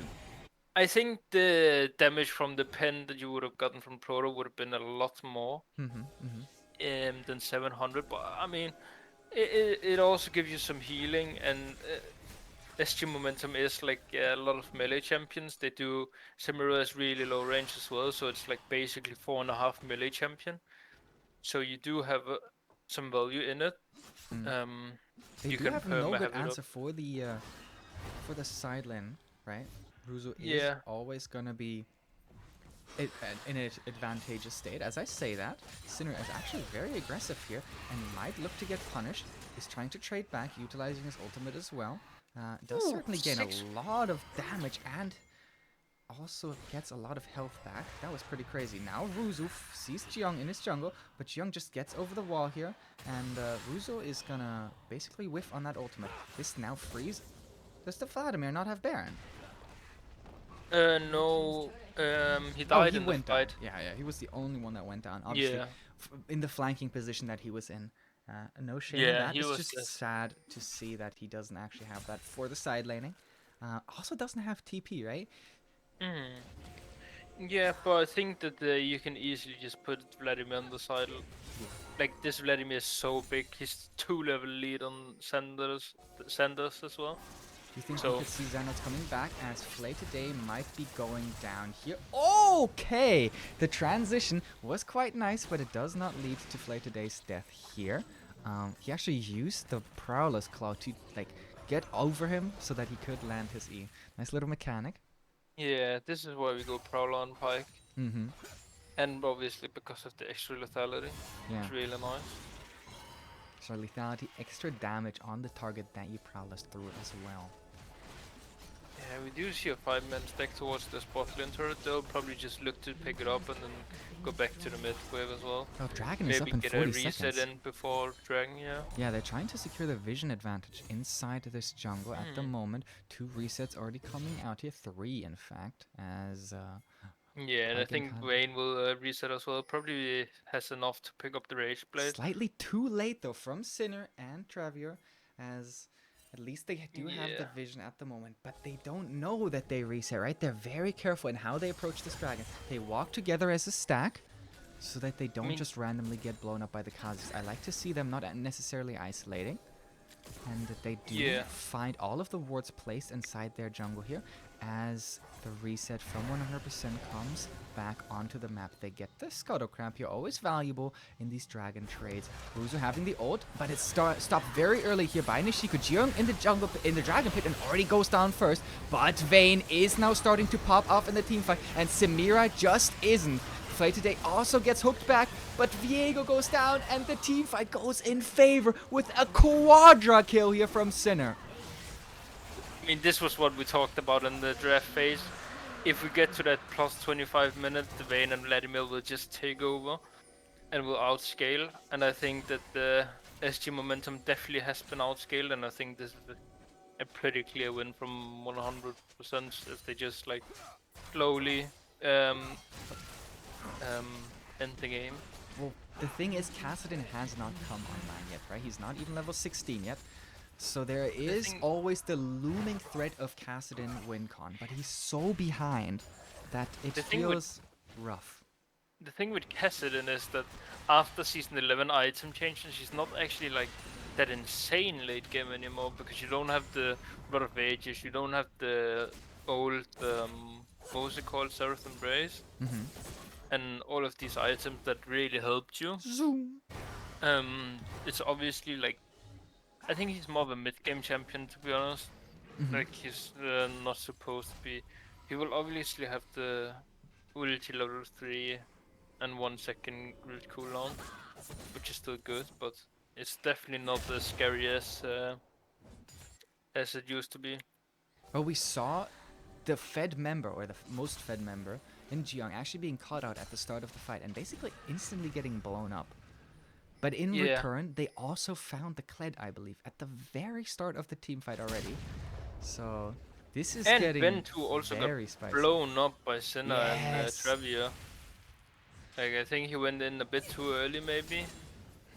This is the sort of the risk that you take as Ben2 wants sometimes, and now Ruzo is trying to look for the fight. Vladimir actually gets stunned up, still has the pool available, uses it very late, but will get the health back from his ultimate, then has the flash. Flay today goes down as the first casualty, and here come the resets from the Pyke. This is just all going haywire. Xander's TPing too late into the team fight. The Baron is available. The mid wave might be able to be shoved in. They could certainly look for it. Jion jumping forward here, gets slowed up.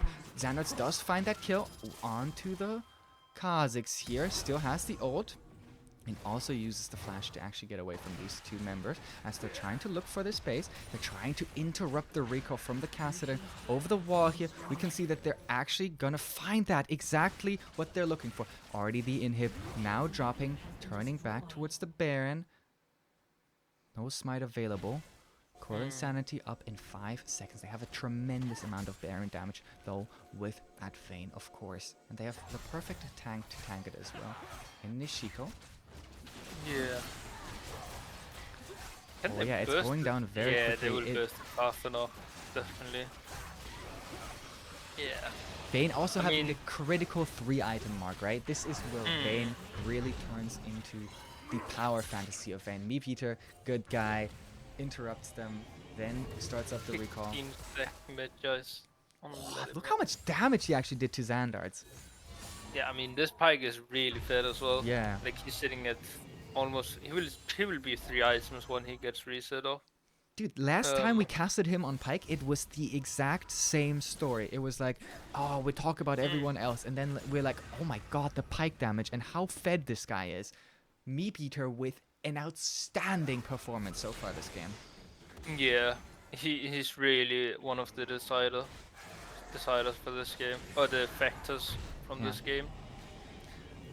We questioned this draft, but like now we're at 30 minutes. Sinner, level 18, Travier, level 16, 3 items. Sinner, oh my god, he has a Magi's.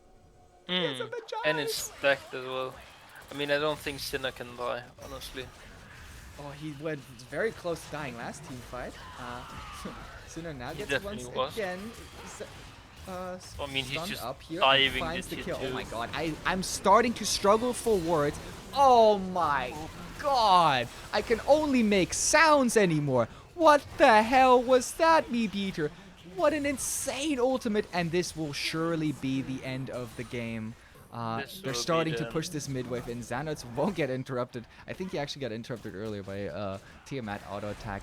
Finds his way back into the base, at least for the moment. Might look to blow Travier up. Actually goes on to the Vladimir here. And they find game number 2 in favor of 100%. I would have definitely saved my KDA if I was Sanders there. But I mean, yeah, an amazing performance from 100%.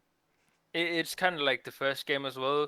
They have a one of the team has a bit of a rocky start, so the other team gets the advantage. Then the team that had the disadvantage at the start takes the advantage over, and then the team that just had the advantage at the start takes the advantage again, Yeah. and then the team that has the disadvantage at the start takes the advantage, and then that led into a game winning. Yeah, it like keeps spinning around and around. We see that in the goal. We Hmm. see that in the confidence and the tempo that these players are playing with, right? These are two teams that are really going head to head. No one is underperforming. No one is making huge missteps. I mean, we see a couple of small missteps, right? And that's ultimately what decides some of the advantages that are found in these games.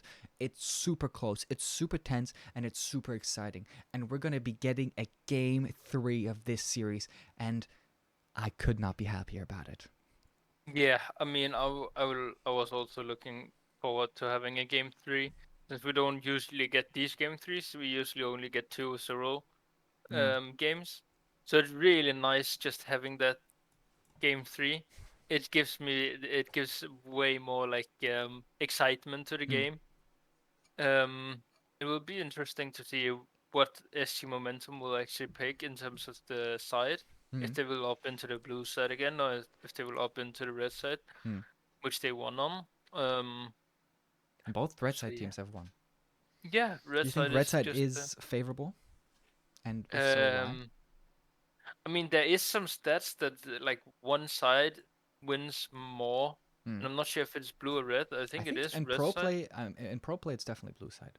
Pro play teams really like preferring the blue side. Yeah, yeah. Um, I mean, we do see, and we just got confirmation that SG Momentum will choose the red side. yeah. So, I mean, maybe it will be a 3-0 from the side of red side. Um, but we will see once the game will start. It What will was sort of the definitely be. difference maker? Like, what ultimately, I think in both games, what were sort of the things that one team had that edged out the win, that made them convert it, and that actually found them the advantages? I mean, I think it's mainly just about um team fight coordination Mm. and like picking the right fights and not taking bad fights. And I think that both teams show once like they can both do it, but they also both up into taking some bad Yeah. fights, which they shouldn't take at all. Mm. So I think honestly they look pretty even in terms of levels. Yeah. Yeah. Um, so, but I mean, I think the deciders were definitely like coordination and probably also like communication uh, on the individual teams. Mm. Um, We saw a very clutch block, for example, in front of the dragon fight that they finally found for themselves for 100%, where the Shen instantly blocked the Kledord, which had earlier on been so pivotal. mm, yeah, I mean that was really good since like Kled can't really engage on Toshtent. It won't like it won't do anything. Yeah, He will just stand there. yeah, But I mean, even though he did block it, mm, JJ still got one shot instantly. yeah, He just got blown up in 1 second. But then again, the clit also got blown up, and then Ben 2, once he went in, I think he maybe went in a bit too fast. Then he also got blown up by Senna and Trevia. yeah. And Sitter has been like the standout player for us for the side of 100%. I think he's a bit Hmm. sad that he can't play his token Kiana. I think he really, really, really likes that pick. Yeah. Um, I mean, I would love to see his set. Obviously the assassin set, yeah, not the top lane bruiser, yeah. which shouldn't be played in mid lane anyways. That's just I mean, God, disrespectful. I think the Koreans really like that set mid. Yeah, they do. They do. I hate it though. It's so broken. It's Like definitely all pretty top strong. lane champion needs to stay in top lane. The They problem with shouldn't. top lane is like you can literally play anything top lane as well. Like, oh, just Yeah, play the AD carries top lane, I guess. Oh, just play yeah. the Just mages play as top. a rocket top lane. Yeah, No worries, mate. yeah. If the We even champion is have. broken, just play a top lane. Yeah. There's one thing that you can't really play top lane. A lot of junglers. But I Ringo. mean, junglers is yeah, Ringa is an iconic cheese top lane pick. Mm-hmm. Um, really strong into stuff like Gnar and Mm-hmm. yeah. On top of my head, I don't really have any other picks. We do see draft starting here. Yep, we do indeed see draft starting up as I briefly adjust the overlay before we will be jumping into the draft here. We'll Starting the put the music music on as as well as well. always. Yeah, got it, we got it. Yes, we do see a Camille hover so far. Mm, I mean, yeah, it's just a really iconic, great ban. Great ban. yeah, great band. I mean, people have even starting to like pick Camille in the first three pick phases, like throughout R1 to R3 and Blue 1 to Blue 3. Yeah. So this time around we do see the pike ban, right? They respected it in the first game, they didn't in the second, and ultimately led to their demise. Mebeater obviously also looked good on the Bard. Yeah, but he definitely was so clutch, so pivotal in the game number 2. yeah, I don't think they need to ban the bath. I don't think it's that. No, I don't think so. But it's just that he still has the Bard available, right? It's sort of what I'm trying to say. Okay, Kale ban, of course, also coming out, and the Vladimir ban. So what does that actually leave for the side of 100%? If I cast my mind back to the previous drafts, let's see what they do elect to go for first pick. Are they going to go for the Kazakhs once again? That would certainly be surprising. Yeah, I don't think they will do it, to be honest. Maybe a mid lane first pick? Yeah, they do it. Obviously, a ton of early game advantages that Jiang found in order to stop his team from losing too hard early game, because they were falling behind in some other areas in the early stages, but he was really picking up the slack, picking up the kills early, led to him having a lot of gold. Sadly, he did evolve the wrong ability level for the second level up of the old, as he went for that tragic W. The Volibear once again here, called Insanity, going back to what worked in game number 1. I mean, again, I don't really like Volibear at all. It's very good into Kazakhs. Yeah, it's very good into Kazakhs, but I mean, we have Xin Chao that is also really good into Kazakhs. Yeah. We could potentially see like some Ringa shenanigans. I'm not sure Rel if very early for Flay today. I think he's already played it, and I think he looked absolutely amazing. But there are still some extremely powerful picks available, like the Thresh.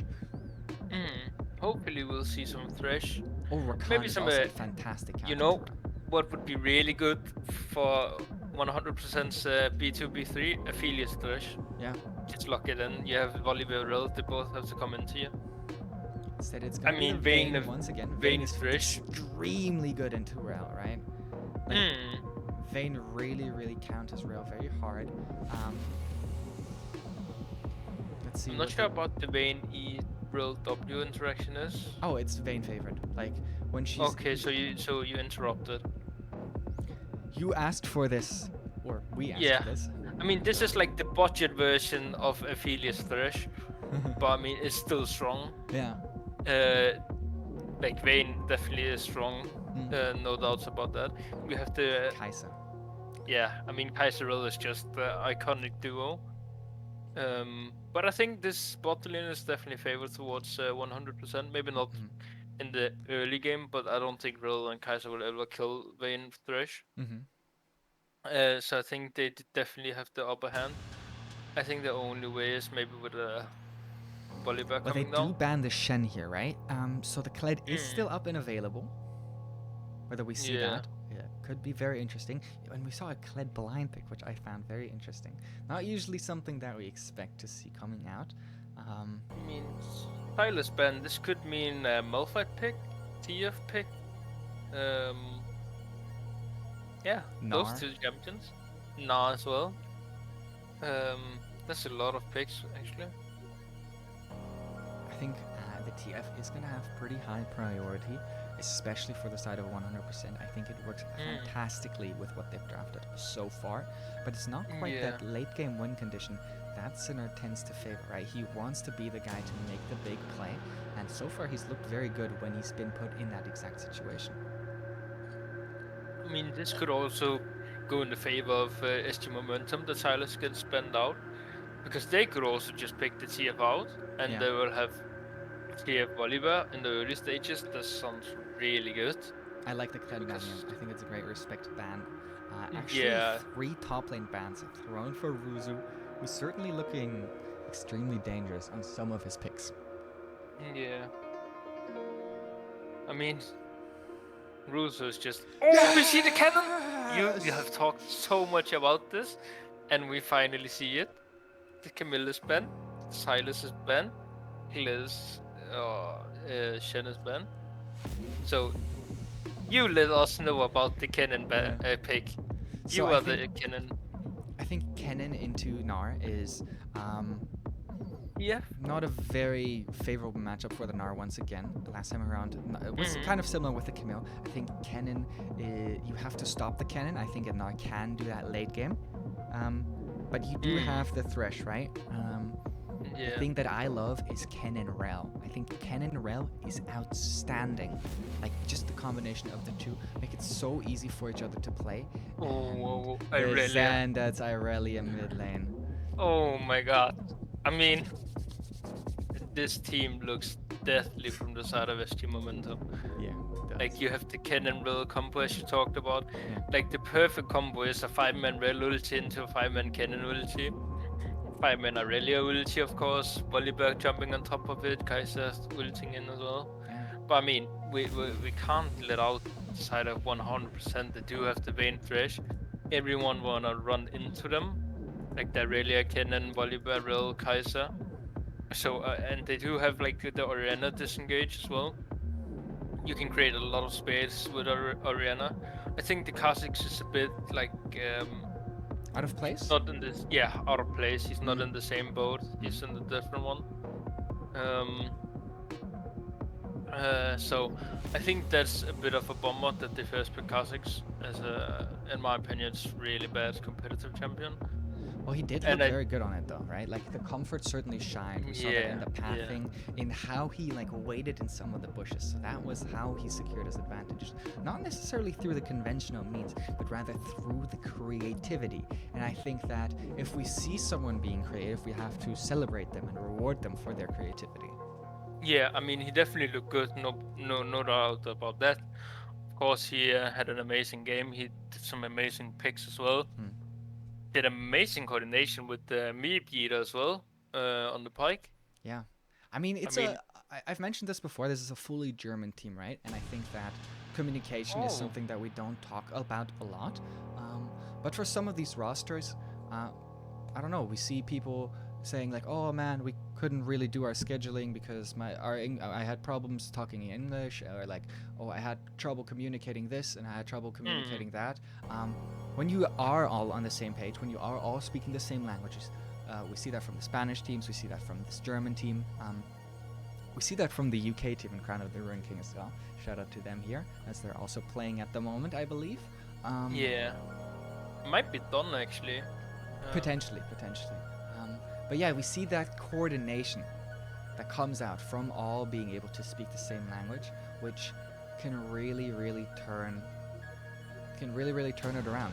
And I think that is so pivotal, because in competitive play, the ability to understand what each other are doing is so important. And so talk to me a little bit about what you maybe have experienced from your stints in competitive play, and like what you think about the communication aspects. I mean, communication is key. Communication is the top priority of every single team. If you don't have the communication, you can't coordinate anything. So that is why I feel like communication, just having a good like team environment in general, like do some outside of the game as well, like play some Scribble, play some Pummel Party, these type of game, have some fun together, do some movie nights, etc. These So guys, you these guys really are a ping pong team.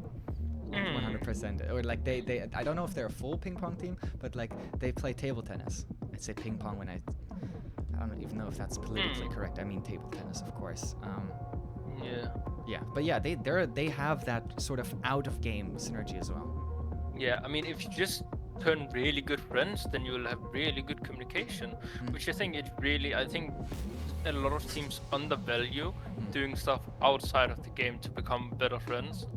Not saying that they aren't good friends at Yeah, all, of of course. course, but you can always get closer. Yeah, Um, team so I building think, activities basically. yeah, exactly. Mm. Um, so I think if you get those things and you get a really good communication, it will like show massively in your play as well. Mm. Because you will just be on the same page. For example, I have a duo partner. We've known each other for 4 years. We always like banter around. We're really good friends. We're really close. And like whenever when we duo, we don't do duo with voice. We just play together, but we don't talk with each other because we're so close. We're on the same page. Like there might be a bit of here and there where we aren't on the same page, but I mean, generally speaking, we're just so close that we don't even need voice when we duo. That's really insane. I think that's really insane. Obviously, now transferring the aspects of communication that we've talked about, how 100% is able to like communicate all in the same language. Very, very valuable. Being able to be friends, all of that. How do you think communication affects this game? Like, what do you think the most important call-outs are? What do you think teams are talking about in this game specifically? I think they should definitely talk a lot about the engages. 100% should talk about how they can disengage the engages from the side of SG Momentum, and SG Momentum really need to coordinate the engages. As we do see a bit of a DC from JJ. Well, it happens, right? Technical problems. It wouldn't be Yeah. SLE without the pauses. Exactly. But we just get more time to talk. Have our own Yeah, little podcast. we'll have our little mini podcast as always, Yes! which is lovely, of course. Wonderful. But I mean, they really need to coordinate the engages and the disengages together. I think 100% they have really strong disengage. Like the Kennen engage can be disengaged with the Na ulti, the Orianna ulti can knock him back. Thresh the Mountain. Kha'Zix slow can slow him down. Yeah, but so how does Kha'Zix have slow? I don't quite understand that. in he his evolved W evolve. Well, but no, he's not gonna evolve his W, surely, right? I mean, honestly, for this game, I think he should do the Conqueror build instead of the one-shot the Dark Harvest thing. I think that would have way more value. Yeah.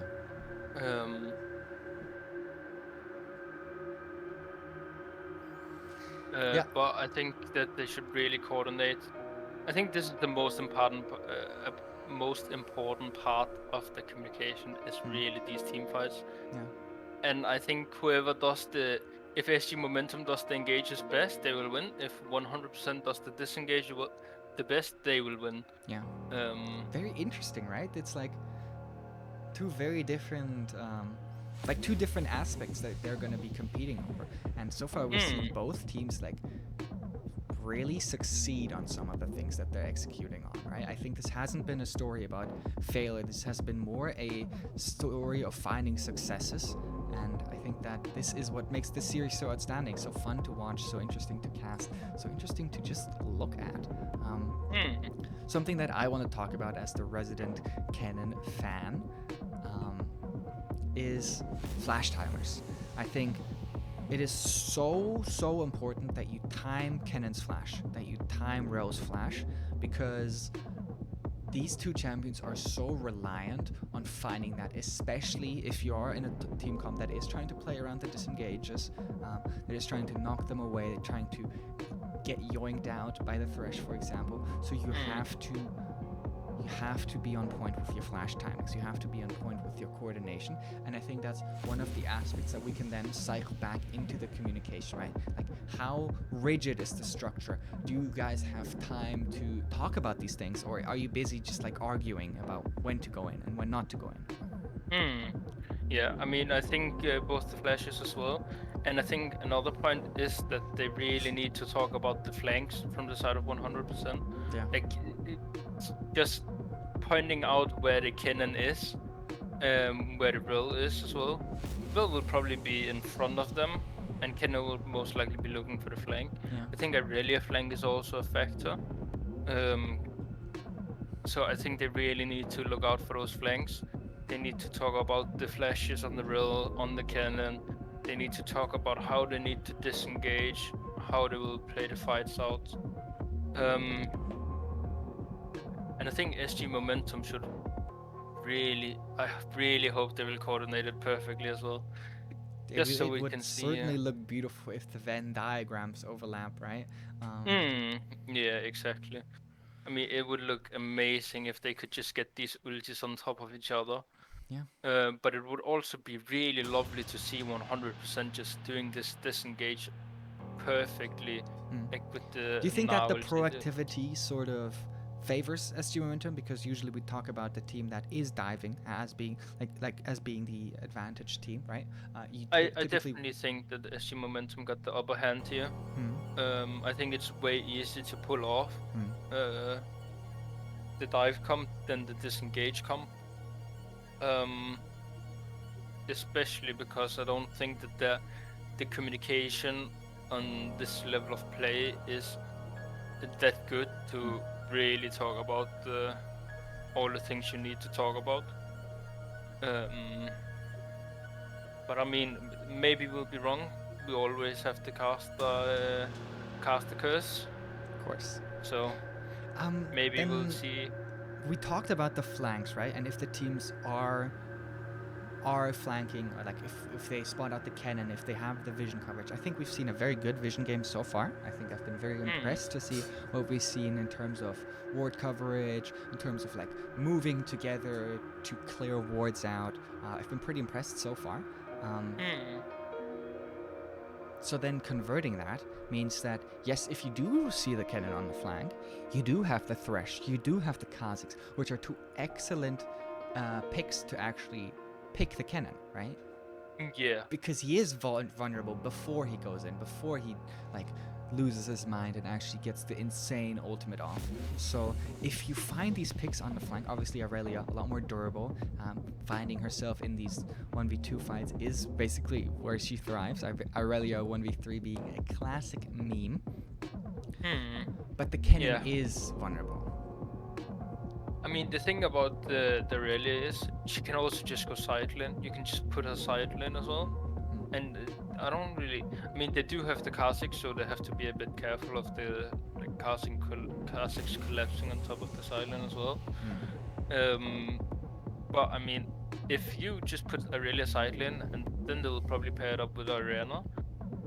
But I don't really see Orianna winning side at all. I think Aurelia will just turbo stomp it. So that could be a potential, like doing some 1-3-1 with the cannon just hovering around the mid lane, and the Aurelia really punishing the side lane. How do you feel about that Orianna-Aurelia match, especially in the early stages of the game? I think that the Orianna will have a very hard time. Especially pre-first back, because you don't really have mana to fight at all as Orianna. And Would you like to see a tier start then? I don't think it will matter, to be honest. Okay. I don't think she will have enough mana anyways. Maybe with cookies, but I think even with cookies it won't be enough. And I think Aurelia's early game is just so insane once she gets those 4 stacks off and just starts beating on you. It's gonna be really hard. Yeah, I think I would tend to agree, and I think that Xander's has also demonstrated proficiency on the Aurelia. So it's exciting to see him on that pick once again. He made his debut in the SLE in the opening tournament on that pick up against TLC, where they did try to counter it with an Annie, and that did not go well. This time around, he finds himself an R5 Irelia, and I mean that's dangerous. That's dangerous. Yeah, That's very dangerous. that is. I mean, usually we talk about Oriana being like one of the safest blind picks in the mid lane.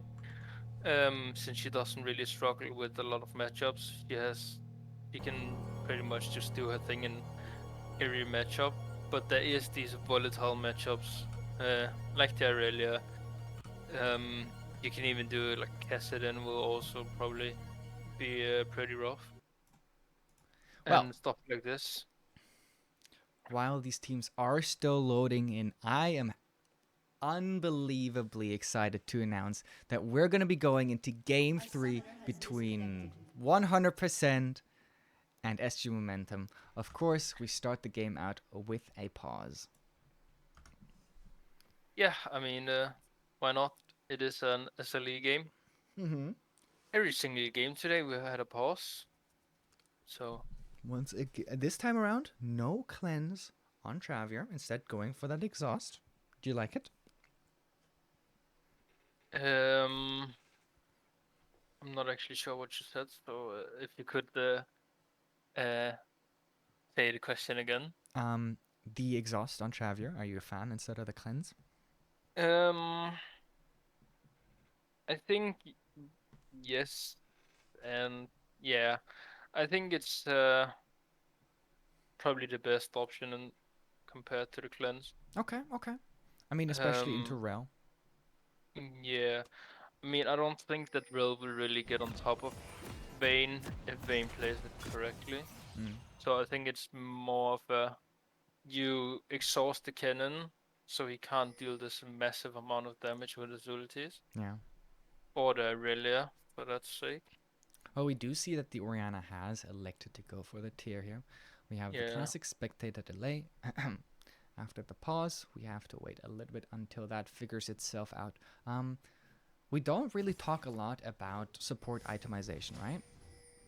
What do you think? When do you go play steel cap, shoulder caps? What are they called? Steel Tabi? shoulder plates. Tabi. Versus the no. The starting item.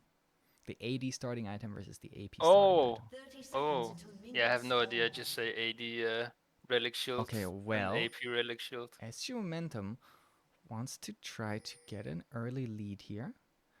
Places They'll down a probably ward. just And then yeah, and recalls. then resup Oh, Oracle. if Jiyoung actually, he spotted that out, right? So he will now go back, pick himself up a sweeper. Yes, sir. Walk back into his jungle. Give the experience over to the Gnar.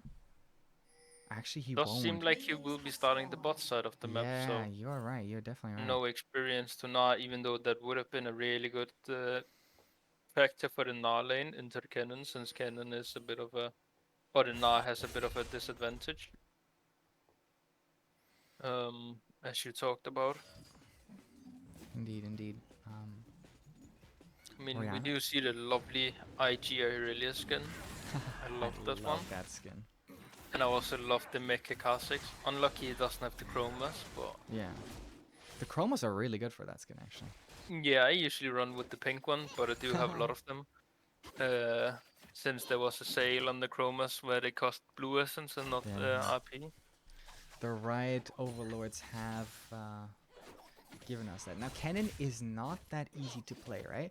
Weaving in these Qs, weaving in these auto attacks, having your passive time correctly is not the easiest task, as he has an Electrocute here. Electrocute is not the most standard choice, but it is one that is definitely understandable. Yeah. I mean, it's probably mainly just for the early trades. Yeah. I mean, if you go for early trades, usually you pick yourself up an Aerie on Kennen. As so far the Qs and passive procs have looked very good here from Muzu. I mean, I think the big factor in this game is gonna be the mid lane. If Sanders can really set this Orianna behind. Hopefully we'll see Sanders doing some wave management and letting the wave come into him, so he will have a longer lane against this Orianna. Um, so he can really run this Aurelia down. Yeah. Well, But about that. Oh, nice little mechanic here from Nishiko, who farms with the reverse Q. But now Ruzu might look for some trades here. Nice passive proc here, gets the stun as well. Procs the electrocute, so the trade is secured here for himself. And now both junglers up towards the top side. Cold Insanity taking a bit of damage, but so is Jiyoung. Both of them flashing forward here from the side of SG Momentum. Jiyoung goes down as first, but now Nishiko trying to kite backwards, trying to get those passive procs, but the hyper won't be enough, and so a double kill here for the Kennen very early on. I mean, top lane is just over now, isn't it? Like, the Kennen is already having a good matchup, but now he got the 2-kill lead as well. He got a bit of a CS lead, he will get a really good reset in. Yeah, we have not talked much about the jungle pathing, but they obviously both find themselves as a first gang towards the top side, and the Orianna isn't out of mana finish. No, there's no ignite, there's no electrocute, no huge burst damage from the ultimate. But yeah, I mean, Sinner is definitely too excited there. Sinner is definitely showing his teeth here, showing his grit, not letting his team down. I mean, in this matchup, it's also like, if Aurelia doesn't land the E, then you can't really fight. Yeah. Because Orianna will just kite back, and then once the Aurelia starts walking back, Orianna will walk forward. And then she will space you with her Q and autos. Well, they are just... game has quieted down a little bit, as Jiyoung and Cold Insanity both find themselves in their bot side jungles, already having cleared one camp and certainly looking for ganking rather than staying calm. They do get that lantern in and they get the Flay onto Flay today, as he will be the target of some scrutiny. Flash forward by Travi, but doesn't find the kill in the end, so he will stay alive. The heal from Bento won just about enough to secure his supports alive. That was close. Maybe if Trevor exhausted, but slow. Does land here, and the Flay is also still up. The TP here coming out from Xandarts, I believe, as Meat Eater will just fall to him. He gets the auto attack for the assist, and now that also secures themselves the dragon. Yeah, I mean, maybe the JJ will look for a steal here. He does. No, he will just go to his Crocs. Maybe he could have done some shenanigans with his isolation Q and smite. Yeah, maybe. I mean, he will just go for the safe option and not try and flip it. Yeah, okay. Well, Ben 2-1 is now slow pushing this wave in that bot lane. Can look for the recall soon TM and has a good chunk of gold that he can look to spend. He will have enough to finish this mythic component or potentially look for a serrated Dirk, right? Also popular choice. Yeah, I don't really like it, but it's a popular choice. Of course you don't. You hate Collector. Yeah. Ooh, engage here by Flay today. It does get knocked back by the Thresh E here. Hook goes wide. I think they should just focus on getting this wave into the Tara so Ben 2 can get his reset off. Now they should just back off and send that is moving down. Auto attack, yeah. Well, the Flay already coming out here. Oh, now Flay today is W'd a minion, I think. Yeah, that looked a little bit unlucky here. TP from Sinner to find the kill onto Flay. Oh, he fails the W. Everything goes wrong. Pain. This was painful to watch. Oh my god, so many things went wrong there. The Vayne E went like short of the wall, the Orianna ulti missed, and the W from Rel missed the wall. Well, the dive towards the top side onto Nishiko has been initiated here as they're trying to go forward, but the flash will keep him safe here for the moment. Jiyoung also there to try to back his Gnar up. Now they're trading back here. At least getting some damage down, getting the hyperproc, also the Mega Gnar back into the wall. The isolation isn't there, but the empowered auto attack finishes off the kill. Nice answer here, and that gives themselves a lot of freedom up towards the top side here. I mean, this Kha'Zix is really behind in CS. Like he is 3 camps behind, even though he Yes. just picked up the kill. He is only level 4 so far. Oh, the stun does connect to Xanath's almost out of mana and is isolated here. Does have the flash available, but so does Orianna. Orianna ult isn't up, but it won't be necessary. A huge misstep here from Xanath, punished for his over-aggression. Now the Kha'Zix is level 6. That took a quick turn. He just was level 4, now he's level 6. I mean, he'll probably do the QW evolve again. Bit disappointing that we didn't see the Conqueror, but that's probably more of a comfort. Yeah, yeah. I think it was a bit of a underestimate from Sanders' damage department. Yeah. I think maybe he thought he had a bit more damage there. He didn't also have any mana, so it was very Yeah, peculiar. that's also a He bit. looked so good the first time around he played on this Arella. He looked so good, and now a big misstep here. There's a Volibear is moving down in the bot lane. Maybe they'll look to do some counter jungle since they do know Or the maybe Kha'Zix some bot counter side. ganking because the Kha'Zix arise Yeah, first counter here. ganking. Well, Travier is inside the enemy team as well, so he just gets blown up by the exact thing that you just mentioned in the counter gank. Yeah. I mean, I think that Travier Connects, just. there won't Nah, be there won't much be any. more from it because Flay today actually goes in aggressively and secures the first kill. The stun also, but Jiyoung finds the kill under the turret, so they do at least trade one back. Heal is a little bit too late, but does at least secure the life of the AD carry and then to one. And yeah, 3 kills going down here in the bot side and only 1 answered from 100%. Yeah, I mean, this was really bad positioning from Travier. He was way too deep there. And now Kaiser has 3 kills. I think Volibear should help shove this wave. Does not elect to it- do so as both of them are going for the reset at the moment. Yeah. Xanath is not looking too hot in that mid lane, already down 10 CS. And also not always on top of these trades. Obviously, the Aurelia turnaround potential. The scale is just mental, right? I mean, there really is just such a broken champion. So, it doesn't really. This one kill doesn't really matter. Yeah. She's still in it, definitely. You can still one-shot this Orianna. But it's very easily. impressive to see from Sinner, I think. Who I've Yeah. mentioned is like sort of the standout player for this team. And even on something as defensive as the Orianna. I see this is like this is the 3rd Kha'Zix W I see missing on an objective. I don't know why. It doesn't really mean- matter as well. It's like Nah, it's it's just like strange. 150 damage and a bit of healing. Yeah. Like 70 HP healing or something. Well, the dragon is going to be traded for the herald here. The hook does connect, and they will be spotting that out. The Rift Herald instantly summoned in mid lane, but Kennen has already made his way here. Already flashes forward onto Sinner, who then uses his flash defensively. Orianna will get the ultimate onto Kennen, but now Jiyoung does look a little bit caught out. He's trying to go forward aggressively. Xanath won't quite get the second reset, but does get the reset off of the corpse of Nishiko, and Jiyoung will just fall to the turret here. So once more, advantages for SG Momentum. Can I ask you to put the Discord stream on 720p and 30 FPS? Because it is a bit blurry. Yes, of course. It should be.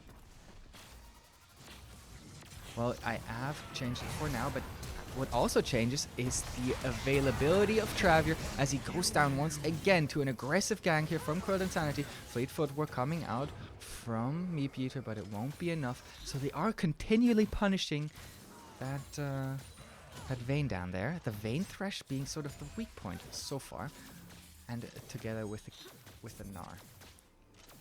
Not to be complicated, but I wanted it to be 720p and not source. Okay. And well, then 30 FPS because Discord is taking, when you stream on Discord, it does take a lot more than it should be.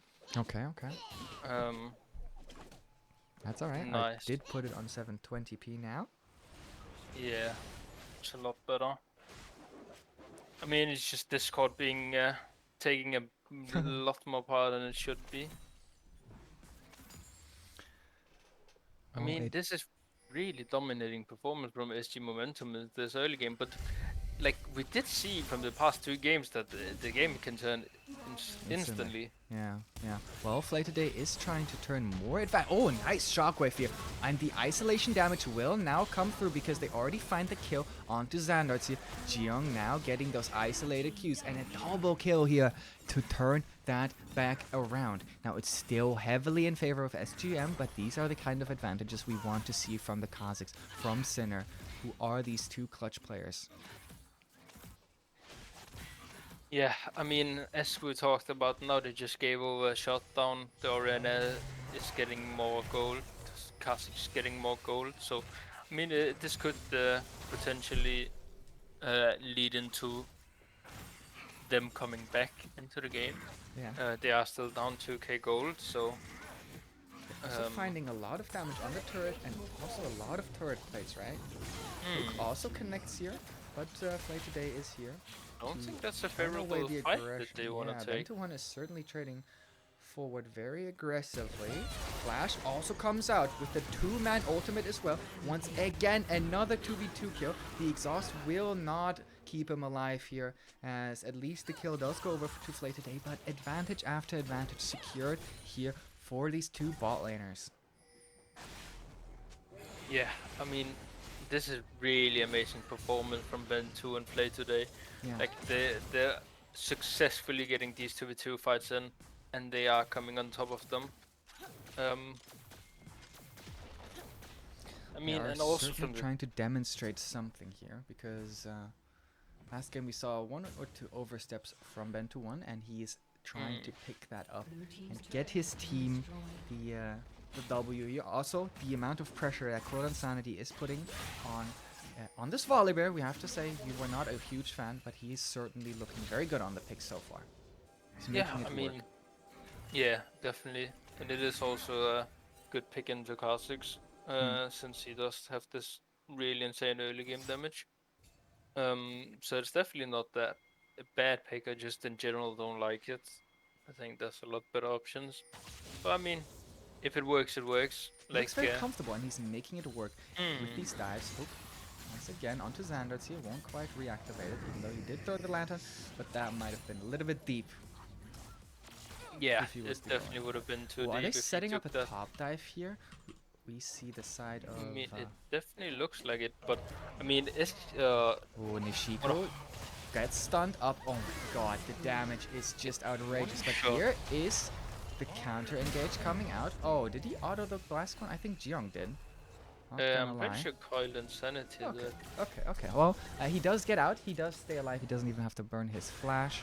Only uses the ultimate, and they won't find anything to counter with. Although the timing was pretty decent, it was just not enough. I mean, this is really... I mean, when I'm looking at the game state right now, I see the Kennen is massively ahead. I see the Volibear massively ahead. I'd argue that Irelia is also ahead. Just in terms of that it's... Trying to aggress onto Ruzu, but he's just trading it back. And the aggression coming out from Jiyoung is going to be punished. And Ruzu even trading favorably onto Sinner, even though he did get hit by that shockwave. Now he is under a little bit of pressure and a little bit of scrutiny there, but that does secure his team the 3rd dragon of the game at 16 minutes already. This sets them up for a 21-minute Dragon Soul win condition. Yeah, I mean, I'm not really sure if it's a win condition. Okay. Yeah, it is. It is only the Cloud Soul. So, but I mean, they did pick up the Infernal Dragon, the Solo Infernal Dragon. Trying to go in. Gnar here over the wall. Doesn't find a big Mega, but does get it back into Flay today. But he, in turn, reactivates his own ultimate. Will fall as the first casualty of this mid-fight. And at least a little bit of a trade back here coming out from the side of 100%. As they're really scraping for these kills. Jiyoung spots out Xandarts on the flank. And this is the isolation damage that I was talking about when flanking. That means Xandarts has to use the flash to get away from this. Yeah. I mean, I forgot what I was about to say. That's alright. I think it's about... let's talk a little bit more about what is actually going on with this Kennen, right? He's so turbo ahead. It's going to be really, really scary. Yeah. His flash is even still available. Doesn't have the ult to quite turn it back onto Sinner. Oh yeah, actually, I wanted to say that talk about the Cloud Soul from the side of Ah, SG yes. Momentum. If they do get the Cloud Soul, I mean, this will be really nice for Flay today. It will be really nice for Ben 2. It For will be Cannon, really nice for yeah, as I was Furuzu. gonna say, for Rusu, and even also Volibear. Like you can do some Mm, Volibear ulti and then into the Q, get that extra movement speed from Cloud Soul as well. mm. The Rill obviously going in with the W, so she will get reduced movement speed from mounting down. But when she pops her ultimate, she gets that extra move speed from Cloud Soul. Ooh, nice hook here, but there's gonna be no aggression. I mean, it just looked nice, I guess. Yeah, and then the Kai'Sa as well. Once she ultis in the back line or to the front line or wherever she ultis in, she will just have that extra movement speed to reposition or kite back or Yeah. whatever will happen. We So it know is really it's nice. Bento 1. He will have extra Mm. movement speed to go in. Yeah, yeah, definitely. I mean, he does like to go in a lot. As they will pick up the Herald, I don't think that the 100% will contest at See all. They'll some. probably pop the mid lane turret with this Herald, I'd assume. The tier 1. Well, or they could throw a top lane to get that tier 2 gold onto the cannon and snowball him further ahead. Uh, They could Obviously, do that as well. Sanat is As slowly starting to scale up as well, has completed himself his first item. something interesting is that Volley Coiled Insanity is actually opting into Hourglass on Yeah, this Volibear. yeah.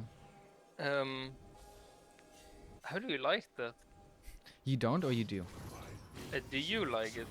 Um, 'Cause- I think it's interesting. I think that this Code of Sanji is certainly showing us a um, different kind of performance, and I think that it's valuable against the Kazakhs. I don't think Hmm. it's necessarily the greatest choice, but I understand why he goes for it, and I think it is clever, creative. Wow, a four-man reload, and here comes the cannon from the sidelines, but it's not a huge cannon. They do find one kill for the start, as now here comes the Volibear, gets the chomp down, gets the Zhonya's. Oh, it's not a Zhonya's yet. Bento 1 flashing over the wall on towards Sinner, who's trying to get away from the Kai'Sa, and they've isolated Bento 1 here. Yeah, I've been to one went a bit too deep in. As we talked about, he do love to go in.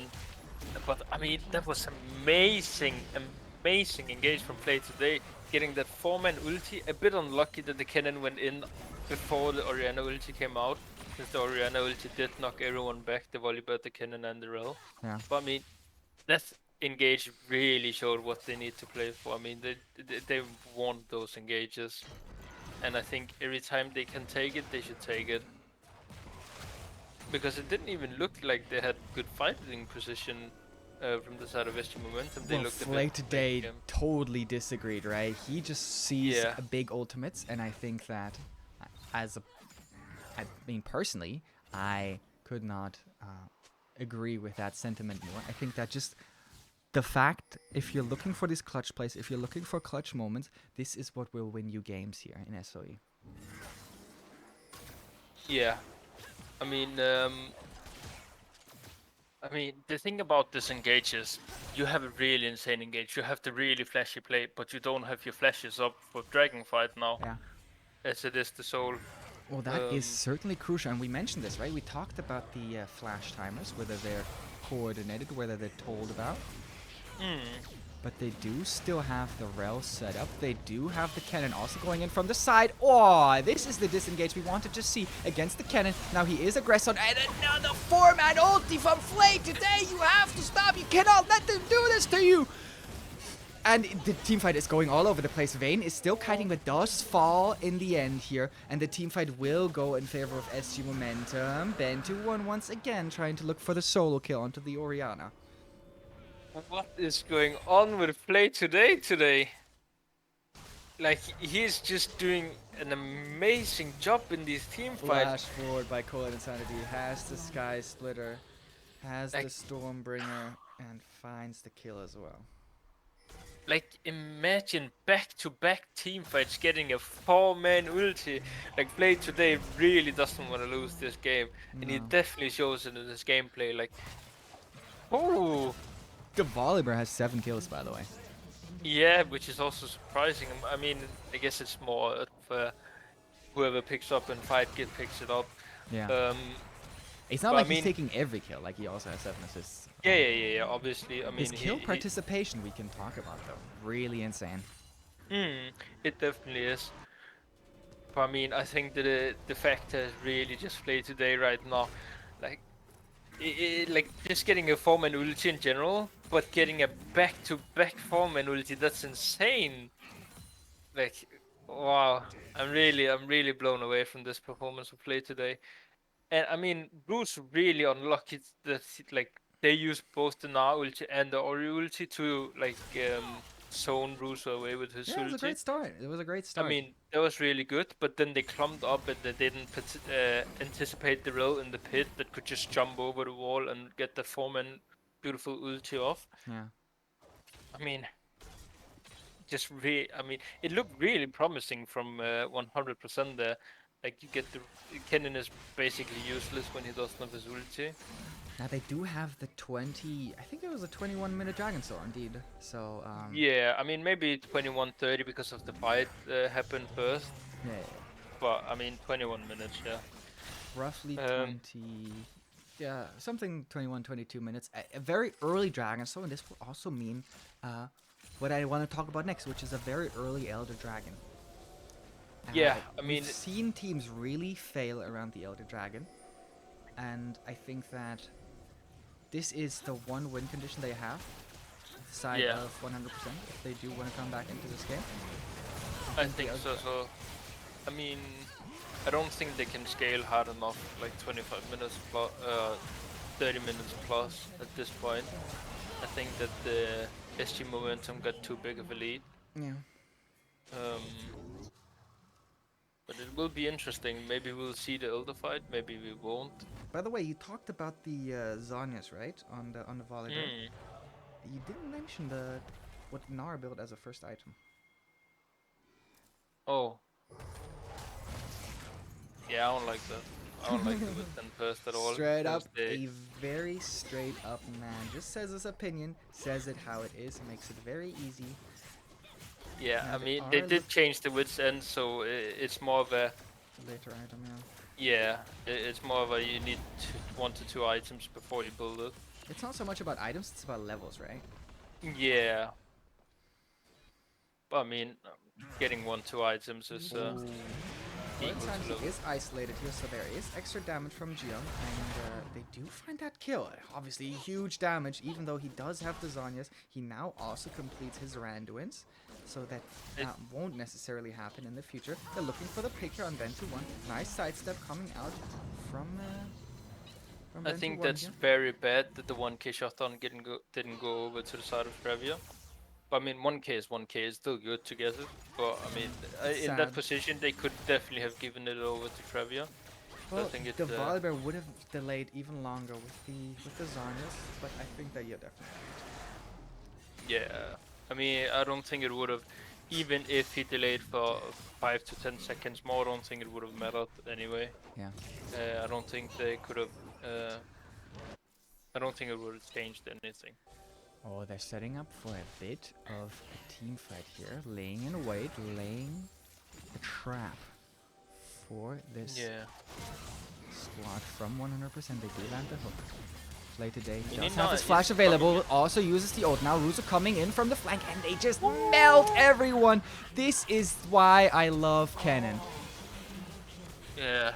I mean, wow. Play today getting another 3-man ulti. And then Rusu coming in. I think it was.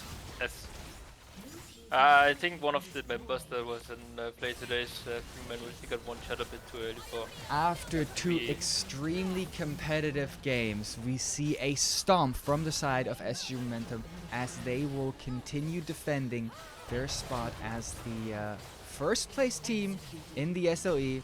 They're running it down under the fountain, but certainly not Yeah. in this game. An They don't care about absolutely KDA. outstanding performance here coming in from them today. Yeah. I mean, play today was really the decider in my book in this Yeah. game. I mean, I'd give him MVP this game, honestly. Well, Like, he just.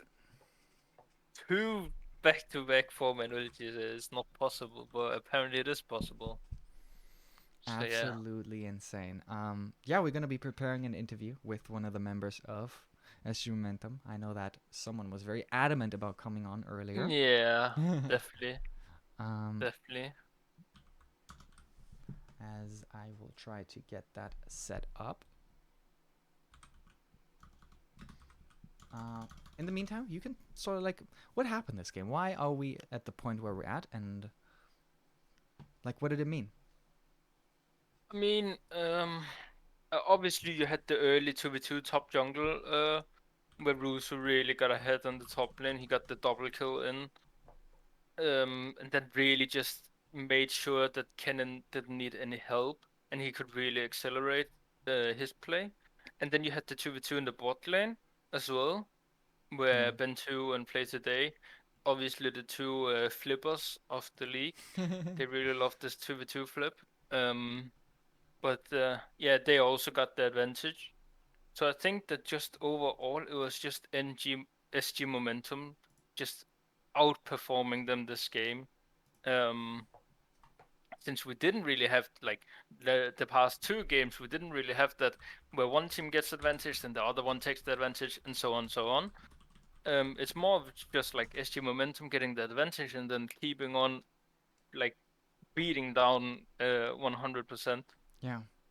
Well, Um, Xandarts is already in the waiting room as we're just waiting for Flay today to also get in there. Yeah, I think the Kennen was absolutely massive. I mean, I am the resident Kennen enjoyer. And as I say that, I will welcome Flay today and Xandarts to the casting lobby. Welcome, boys, and congratulations on your second win in SLE. Yo, thanks, man. What an insane game you had, Flay. Absolutely cracked on the rail. Like, holy moly, some of these ultimates that you got in the mid game just straight up won you the game. Yeah, they were kind of crazy. I won't lie, like the caster said, like back to back four men. I didn't think it was possible, but they wanted to group up for some reason, so I appreciate that. Well, Xandarts, you wanted to come on, you wanted to talk a bit. What was sort of your impression of how did your team work today? Because this is the first time you suffer a loss, right? They did have an insane game, game number 2, and it went back and forth and back and forth, and then in game number 3, you crushed them. You really, really crushed them. What's sort of the team atmosphere after losing the second game? Oh well, I think we just tried not to get bothered by it. Like Mm. we were just looking for the better draft, and to be honest, I think we fucking killed it. And me personally, like I got fucking killed, man. Like I don't know what to say, but like Play, from like as well as Ruzu with like all my team actually killed it. Like I cannot even name someone. They Yeah, murdered yeah. it. I mean, game number 1 certainly goes in your favor, right? I think Flay also looked really insane in that game. But your Silas flanks were just terrifying. Once you understood, oh, wait, I can just take the Gnarled and kill him every single time, they just didn't stand a chance. Yeah, I mean, I, I wouldn't say necessarily tradition, but like me, like the Gnar ultimate, I find it really OP on Silas. Not only is Yes. a really good stun tool, but like the damage, because it kills with AP, of course. Yeah. Uh, you see Gnar, you pick Silas. Also, the draft for Silas was just looking insane, to be honest. Mm-mm. So, Flay, you actually went for the Rel blind pick here. Mm-hmm. Even though the Thresh was open, I think you didn't play Thresh at all today. Um, True. what sort of like matters for you when it comes to drafting your champion? Well, it's mostly like this game free, right? So we're Mhm. like it's a decider. So we want to make sure we're decisive, we make good plays, and then trash or like something else. It's fine. It does the job. I know what to do, but or else just kind of I can just go in. I can call it. I can go in, and it just feels really good to hit stuff. Yeah, it does. And I mean, you did hit stuff and big stuff too. Obviously, Bentuan obviously also looking really, really good this game, having a couple of his classic overextends. That's just when playing with the man, but you get that aggression. And I think when you're on something that's so proactive, like that's Mm-hmm. when you guys really shine. And I just love to see it. Jonas, do you have any questions? Yeah, I mean, I do have Just one question, since you took all the gold nugget questions, but I mean that is totally fine as well. So I just want to hear a bit about the Cassidy pick in game 2. What was your thought about this pick into the Vladimir? I knew that was coming. Like ultimately, I just knew that was gonna be a question. Hmm. Well, Captain to Vladimir, I think it's really good, but definitely not the way I played it. I think there were some other circumstances, like the Kha'Zix having like Death Blade by 12 minutes or something like that. I might be wrong, don't quote me on that. You know, which kind of slows the process of getting gold a lot, Hmm. especially in Captain. But to be honest, they've kind of earned it. I definitely did not do my best, and our first losing SLE, you know. Yeah, yeah. I Hmm. mean, very exciting series, definitely for us casters. Yeah, it definitely was. I mean, thank you for the games, boys. That was amazing performance. Bit unlucky performance in the second game, but you definitely gave a good show in the third game. Yeah. Thank you very much. Thanks for casting. Thank you. Thank you for also being available for the interview. To these two, absolutely Hmm. amazing to see them once again, just like coming out with the vigor. Obviously, also paying respect to 100%. We have to talk about it. Yeah, just really, really crazy games. Um,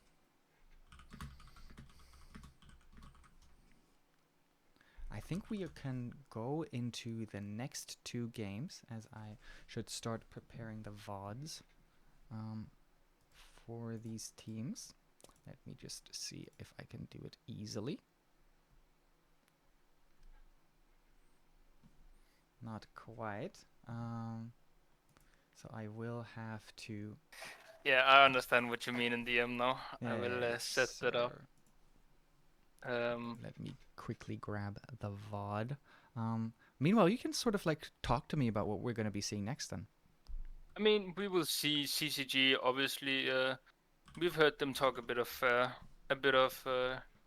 Smack. a good smack. Um, uh, we will see them facing RT1, Red Team 1, which I think is I haven't seen them play at all, so I'm very excited to see them play. I've seen a bit of the OPGGs and stuff like this. So yeah, it's gonna be exciting. I'm Yeah. not really sure about the. I mean, we do have some known picks from the start of CCG, like Kung Fu's Lee Sin, and I'm pretty sure they're the team that really likes Lee Sin Ryze combo and Ryze mid lane. Mm. So maybe we'll see some of the Ryze, some of the Lee Sin. Maybe Red Team will ban the Lee Sin, the Ryze, since it is pretty iconic at this point for CCG to pick those two champions up. Mm-hmm. But I mean, I do see that Do you think that that the answers that we saw last time around to these champions is going to be impactful? yeah, I definitely think so. Okay. I've just seen that I made a bit of a mess up with the draft link, That's since I all right. forgot That's all to right. open the blue pick and the red pick, since it is a pre-recorded game that we're gonna cast Yeah, yeah, yeah. or pre-played. So I will delete this spectate link and give you this one. So I will have blue side and red side here. All right. Oh, I this is mean how you're we doing it. You don't have to do it. We can just look at the full teams if you want. I think that's going to be way easier if we just do this like that. And we just talk about what they picked. Because we Oh, already okay. see some things when I I look was at the draft thinking overview. that we would do it like a normal draft and that we'll get like 20 seconds to each pick, so we can talk a bit about it. I think But we we can can do just it like this way as well. we can do it this way. As I just also Hmm. have to get my overlays and everything in order as we are gearing up Alright. here for the second series of today, and we are going to be watching Curtain Call Gaming and Red Team One brawl it out. Let's just have also a little bit of music. Can't, The music is always of course, important, of course. of course. I mean, we might see some we do know the Alex Big Show. I mean, now we can see the draft, but we Yeah. do so. We know he's a Garen player. Yeah, and the Garen was open. Yeah, but they're up into the Renekton. Mhm. But I think that the first ban phase from the side of CCG, we have the Rengar ban, the Jhin ban, and the Jarvan ban. I think Rengar ban is. I'm pretty sure that RT1 has 2 Rengar players. Well, they have one. I mean, they have Rengo, I right? mean, Ringo, right? Yeah. But I'm pretty sure one of the Sanix other also. players. Sanix also plays it, for sure. Yeah, yeah, yeah. Um, I'm pretty sure that they played with the. Did they play with Toto or yeah? They must have played with they're Toto, playing right? with Toto. Yep. But yeah, And let's then get into also- what we're seeing here. Like, holy moly, Viego first pick, because the Lee Sin was banned, right? Yeah, I mean that's also an iconic ban against CCG. The Trundle ban for the 5-man flex. Yeah, The Trundle. They all play Trundle. Even Kalima plays it down towards the bottom. and I think the Jin ban is pretty iconic as well. Toto being a Jin lover, he plays Jin basically every day, every game basically. Yeah. So I think that's pretty standard. Jarvan is a pretty. I wouldn't say it's a strong ban, but I mean I can see that they don't want to face it. Okay. Um, Well, it does then- certainly mess up the rise, right? yeah, it does. It's probably mainly just because they want to do. They see that the Lee Sin is banned, so they're thinking because Jarvan into Lee Sin is very bad for Jarvan, so they're probably gonna say, okay, we don't want to give you Jarvan. Yeah. That's probably the thought process for them. Yeah. And then the Viego first pick, I think that's fine. He could have opted into Thresh as well, but just securing this Viego for Kung Fu, since he has played 3 games of Viego, I think. One. 2? game. Oh, okay, only 1 game.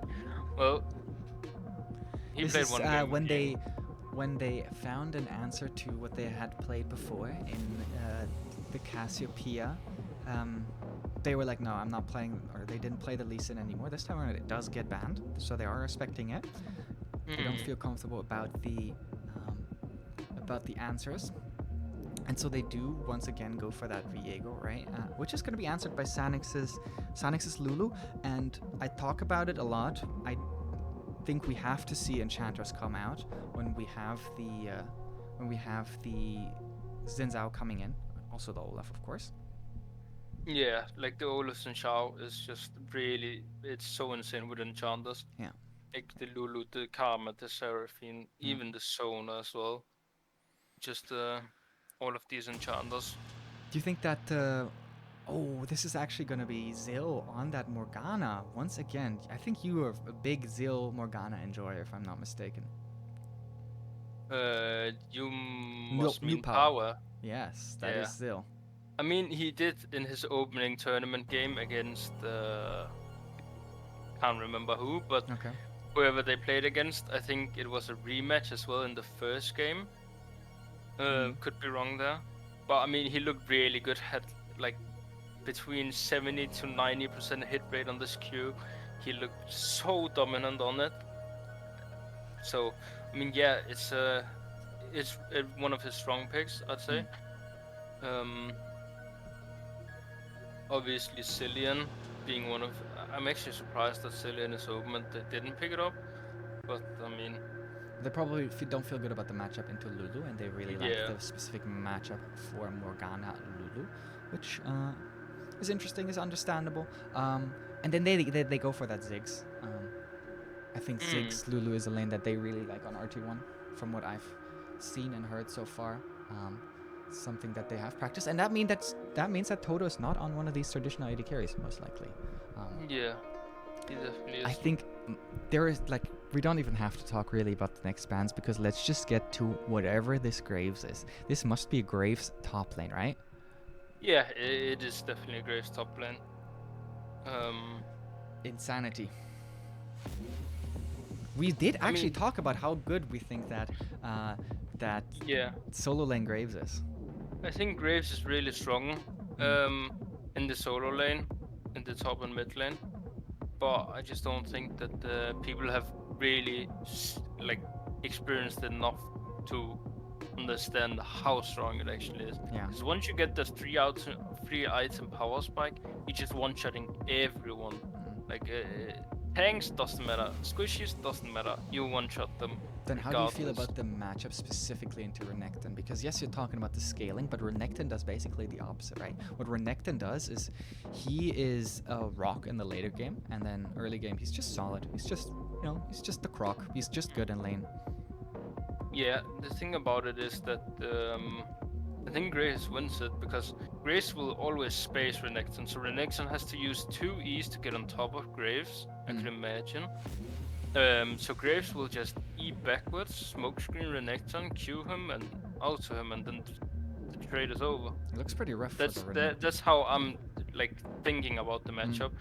Unless you get like Viego to come up and like maybe Renekton will flash in the Graves and the Viego can follow up. But I think other than that, I don't really see Renekton having Graves kill pressure on the Graves. Sivir is a bit interesting. It's not really a pick we see a lot. Yeah, I think it has some merit against 6, especially because we talked about like 80 carries that you can leave alone, and we did mention that Sivir, right? Yeah, I mean, I think that maybe that Sivir and 6 will just stay in the bot lane together, and then Lulu Morgana will go together with the jungler, and they will do a 3v3 in the mid lane, and Sivir and 6 will just one-shot the waves, obviously, and not really. But I mean, then again, you don't really want that to happen from Red Team 1. You want to play for the 6. I mean, this could honestly also be a 6 mid lane and a Syndra bot lane. Could be. I doubt it, but I mean, it could be. I think it's certainly more likely to be that Syndra mid lane. I think Syndra has a pretty solid matchup into Ryze, can deny him, and some of the points that he does excel at. Or and punish him at some of the points where he is weak, right? Funnily, when I think about the matchup Syndra Ryze, I always think about Caps' debut in the EU LCS back then, LEC now, where he did pick up that Ryze into Syndra and was just running circles around perks. It's pretty funny. That's where to he watch. solo killed perks with the W flash auto and the turret damage, right? Yeah. Precisely. I remember that. That was hype. I was really hyped to watch. Well, I gotta mess up the draft here a little bit as I start up the game proper. This time around there won't be much waiting because we just have the replays. That's obviously fantastic. Yeah, that is really lovely. Yeah, So it it's all just loads straight into the game. super quickly. I pause for a second here while I do this. I change the overlay briefly to match the teams because we are going to be seeing Curtain Call Gaming up against RT1. Red Team 1's debut game here, the first of the official part of the tournament, or the regular part of the season, as the Graves is going for the Dorn's Blade start. Okay, so first thing I notice is Graves is running Ignite. Syndra is going Sapphire Crystal, so we might see that she probably has Inspiration and is going, what's that Depth item, Depth rune called? Futures Market. Futures Market, and you can do, I think it's on 4th 3 minutes. wave. Okay, it's just 3 minutes. 3.5 minutes. Where you can do the recall and you can get instantly lost chapters, so we might see that out. Is that coming out? But honestly, it is. You need to have a bit of practice on it. So if we do see it all coming out, hopefully he would have practiced it a lot, so he doesn't mess it up. Well, we do hope to see these teams practice in general, right? We're not quite sure about the Sivir, but they obviously were pretty confident in picking it here. Yeah. As I say that, there's a small DC even. Yeah. Do pauses even like if they do pauses, do we see it as well on the replay? I don't think so. Thank God. So no pauses anymore. No pauses in this series. We do see a Ryze E start, which is a bit interesting. Normally Ryze is opt into the W start. Could be a matchup thing. I'm not really sure. But I would imagine that W would still be better. Yeah, I would imagine so as well. is... oh, we actually see that Kung Fu messes up the E on the Raptor camp. Usually you want to hide your position there. Now they are very aware of where the Viego is going to be. As both of them did start towards the boss side, so they're both going to be pathing up towards the top lane. Yeah, you can see down in the right side, I mean you guys can't see, but the chat, you can see it instantly popping up all the messages after they pause and unpause. I mean, it would have been a pause game again since it is an SLE game, but hopefully it is a replay so we don't get to see the pause. Yeah. Yeah. So I mean, the Viego didn't actually clear his crowds. Nah. Probably just to get his... I mean, probably just to get the topside scuttle faster. Yeah. He's probably doing both Grump and Blue... No, he's doing Grump, I think. No, he did Blue Buff. Yeah, he did. Blue buff before I he does think Grump. You that's- always talk about how disappointed you are when you see that. Ooh, Yeah, Wolf exactly. loses mid lane priority here, interestingly enough. I mean, this is probably because he pushed the wave too fast, maybe. And then the third and fourth wave will push into you. Which is something that'll... Actually, a lot of mid laners, they fail to understand that if you just push the first two waves, then the third, which is the cannon wave, will push the wave into you. Yeah, yeah. Well, I don't... I'm confident in Wolf's ability, usually. Oh, Toto! With the movement. nice movement. Yeah. So, Noob Power not very high on the success rate of those Qs so far. We do see a double skull from Kung Fu coming in. Yeah. Yeah. So this is why he skipped the Krugs, and now he can actually path down to his Krugs as Sanix is sitting in that bush. Or does Kung Fu have the new skin? He does. I think Sanic should have just done his Crocs, get his reset in, and then look to go back to his Grump that is spawning in about... Should be about like 5-10 seconds. I mean, it's always Wolf good look. is now completely out of mana, so Indrax will just walk forward at him. Also completely out of mana now. Throws the last auto attack and tells him, you better go recall, boy. I mean, this is I think that the... Ah, never mind. 430 has the last chapter completed here for himself. Yeah, I was about to say that I think that Indrex should have maybe just insta-reset, but he has the cookies, of course, so he doesn't need to. He can He's just pop resetting a now. cookie and get some mana to push in the wave. Ah, okay. Yeah, I see what you mean. Also, like, because obviously Wolf will TP back, he won't lose the minion wave. So what Indrex could have done if he didn't have any mana, just reset and then TP back as well. Yeah. Well, he did pop that cookie to allow himself to actually get that recall off, and now the mid lane item advantage is looking very much in favor of Wolf here. Very clever tactic, of course, with the futures market on Syndra, on Malzahar, on even your rises. You can definitely look to do that. I think Toto should get his reset off. Yeah, he does have He's his sitting at TP like 100 available. mana or something like that. They're walking You're into just the, not having fun. into the jungle here to start clearing out the dragon. So even though there's a big CS advantage for Kung Fu, this first dragon will certainly go over to the side of Rescue 1. The snares do connect in mid lane, but the flash, yes, the damage will be enough. Morgana picks herself up that kill.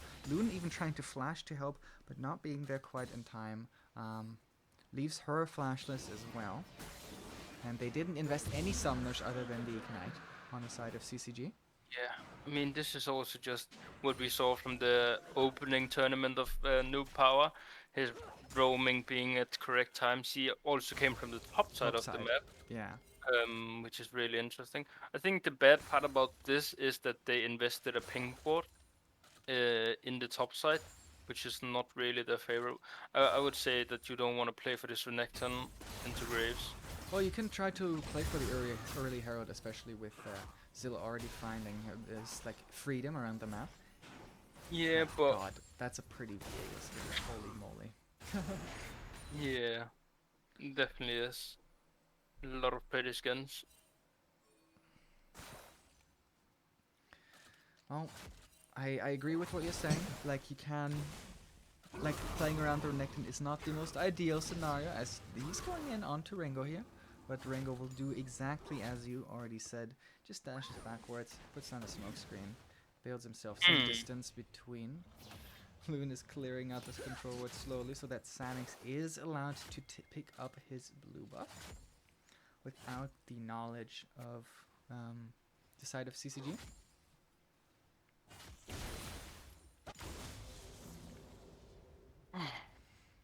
I was a bit away. If you talked to me, I didn't hear it. That's alright. I was Well, the quickly Herald is distracted. going to be coming up in just a couple of seconds here. Yeah, None of in the about supports 30 actually being seconds. freed here. Rengo out of mana, doesn't have TP, right? He has Electrocute, he has Ignite. I mean, this could be a really good Herald take. Like Rengo, as you said, has no mana, no TP. Bot side mean, pushing in as well.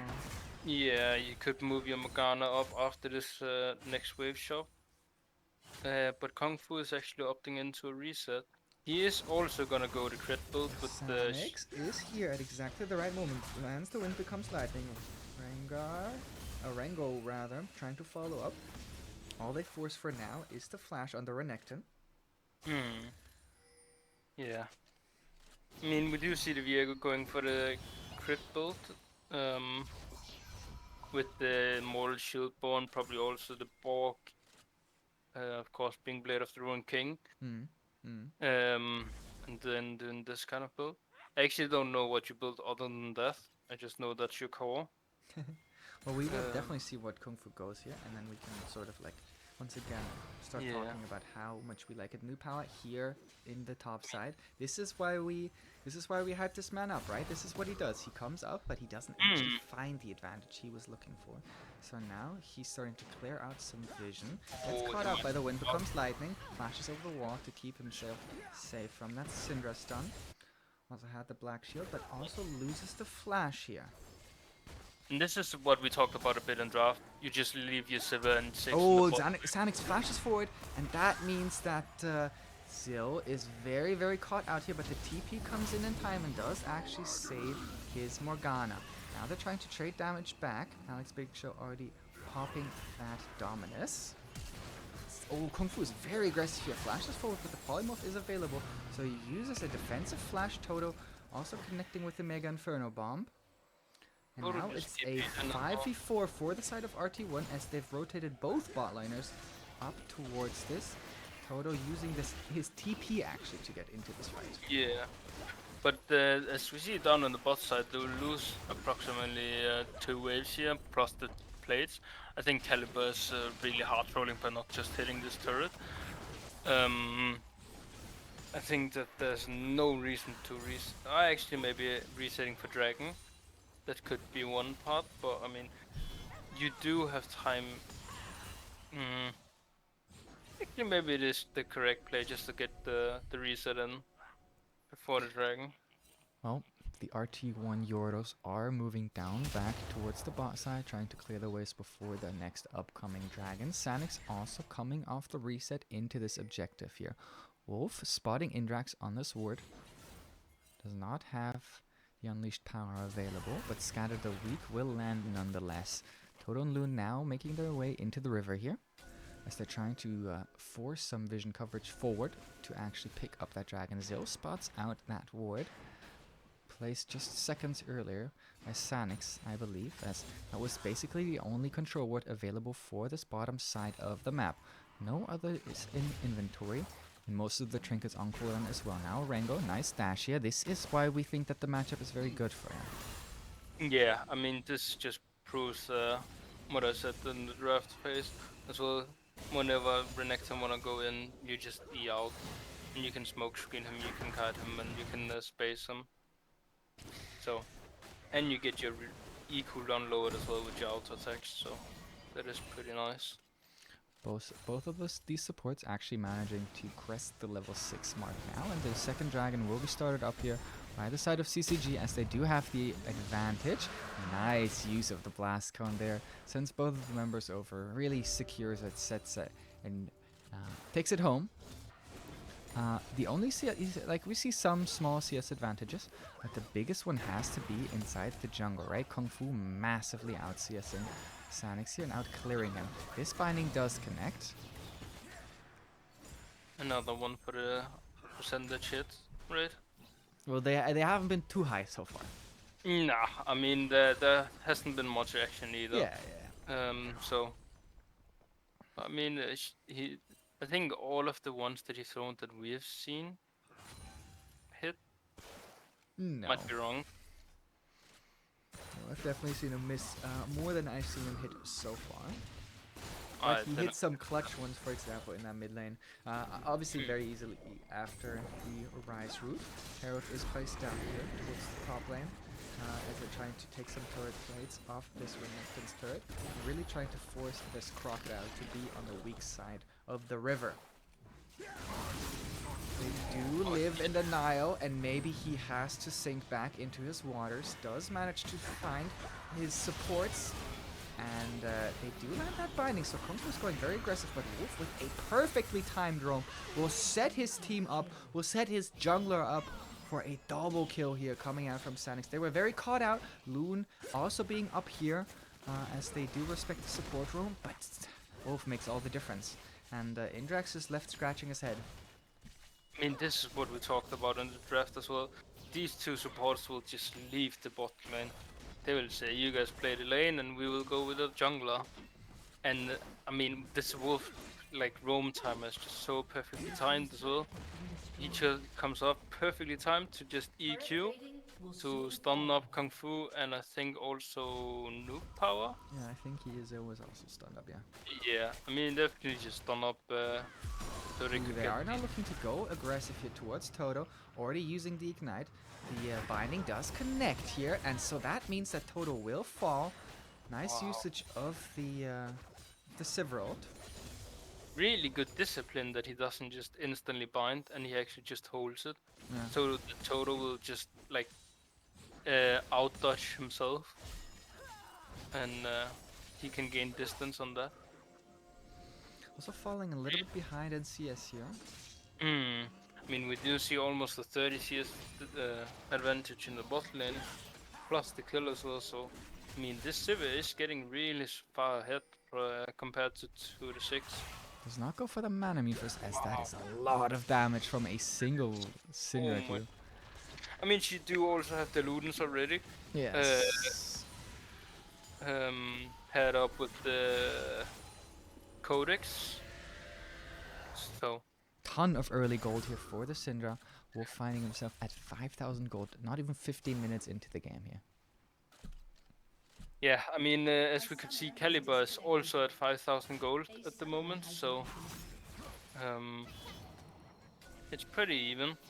Well, he has not moved, right? This is why what we said, that both of these AD carries have been stationary, and there was one time where Toto did find his way up towards the top side, secured his team kill and a Rift Herald, whereas Kaliba has basically been stationary down towards the bot lane. Maybe that's also where some of the CS advantage comes from.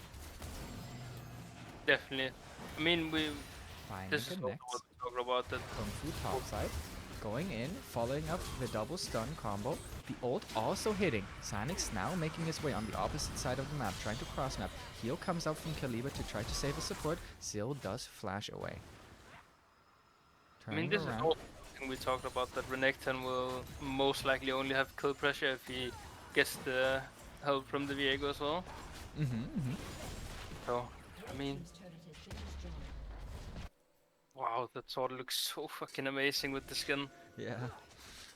About 2,000 gold, now the advantage once again for the side of CCG, but Wolf has been the difference maker in clutch situations so far here for them. Certainly looking pretty good in this specific matchup.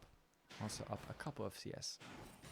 I think the most interesting part is how the teams will team fight in terms of the later stages, like the 20+ minute mark, where it will be 5-on-5s. I think there's a lot of outplay potential from the side of CCG. You can rise ulti like the Renekton behind, and then you can charge with the Sivir ulti. But that makes it a lot harder to play. So the ease of execution is probably on the favor of RT1 here, even though they do have the Have a more Graves. simple dry. Oh, well, he is going to get stunned up under the turret here. As they're trying to trade back, already 1-for-1 going down so far, but they're starting to answer with more kills in their favor. So overall, a 3-for-1 here for the side of RT1, coming back in the kill advantage and closing the gold gap. Maybe even looking for their second dragon. They're still down 1.2k gold, but then again they have 2 dragons. They have a dragon advantage. So this dragon is actually a lot of value because it's a mountain dragon, one of the most broken dragons in the game, if not the most broken. You can argue back and forth on that part, but I mean, I know that you're a bit of a mountain dragon enjoyer. yeah, I mean, I just think this dragon is so broken. Just getting extra bonus 80 NMR. Well, they And, don't have champions that build a lot of resistances, right? They don't necessarily have your classic tanks. Graves, who gets a lot of resistance from his a lot of armor from his E. You will have the Sonyas from Wolf and Toto. Mm-hmm. Loon won't get any resistance, I don't think. Maybe like from if he gets like a Siege, maybe. But Unlikely. I mean, Stanix will get the Tarpy, probably get some something resistance. Can't really think of anything right now. Nice stun here from Wolf onto Zill. I think that's Oh my one-shot. god, he one-shots him, yeah. Well, they are now trading back, and I mentioned that Zill, or that Wolf rather, might be Wow. the difference maker, as Kaliba is aggressing onto Toto, who does flash away. Kaliba doesn't flash after him. Almost a solo game. This Syndra is really massive. Something I would have liked to see is her just going Sorks. Yeah. Like Sorks, Ludens, and Void Staff. Just such a Full like one-shot. yeah. Like if you just go Ludens, Sorks, Hourglass, Void Staff, and then Death Cap as fourth, you will have such a big damage pool. Like it's actually unbelievable how much damage you actually dish out. Dude, the Renekton is actually up in CS. Yeah, that is also a bit surprising. Maybe that the Ringo doesn't know how to correctly use the auto attacks of Graves to your advantage. Yeah. Um, But I well, I think mean, we've set the win condition up for RT1, right? It is going to be Wolf. mm, That is Yeah, what they yeah. are looking for. That is the playmaker for them here. Sanix also having a lot of the gold. I mean, who cares about Xin Zhao with a lot of gold, right? Very this is inconsequential. now has a Lulu though, so I think it could actually be Okay. a really good carry though. But I mean, it would be like a secondary carry, you know. Yeah, yeah. Since I do think Wolf is the big carry. Already finishing his Sonyas at 20 minutes. Yeah. I mean, this is a very big Syndra. Yeah, right? now He's she just finished needs his to- first item. Yeah, working towards that second item.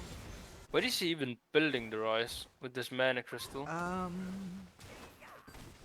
mean, it's not Seraph Embrace. Frozen Heart. Yeah, that's what I was thinking. I think that's about it. Maybe he just gets a Glacial Shroud and then gets out. Yeah, it could be that. Could potentially be that. We do see the Syndra getting blue buff, which is lovely to see. Remember, junglers, always give your mid lane a second blue buff. It is very important. Say that as a mid laner. Yeah, exactly. Then what is the win condition here for the side of CCG? Like, what do they have to do to actually find the victory in this game? Resets for Diego. Okay. I mean, Diego is Um, massive, right? He has 168 CS. Yeah. He's I mean, this Diego is 169. big. Yes. You have the poke damage from Sivir as well. You have pick potential. You have you can create flanks as well. But it feels a little bit all Uh, over the place, right? It doesn't. Yeah, Feel it very doesn't feel coherent. like in the same boat. It feels like the boat is like not assembled yet. It's mostly just split into 5 parts, and then you put every single person in those 5 parts. Let's see how good they are at building Legos then, as this Yeah. next dragon will be set up will be spawning in just 40 seconds here. Obviously, we have crested the 20-minute mark, which means that the Baron is now on the map. Purple Worm being available here. I mean, look at the damage he took. There was Nothing. no damage. That's the power of Lulu. Continuing with the peel here for Sanix. I think they'll just give up the dragon, maybe play for a mid lane turret, top lane turret. I mean, they'll definitely get the top lane turret. Maybe they can sneak in a mid lane turret, but the 6 is in the mid lane, so probably not.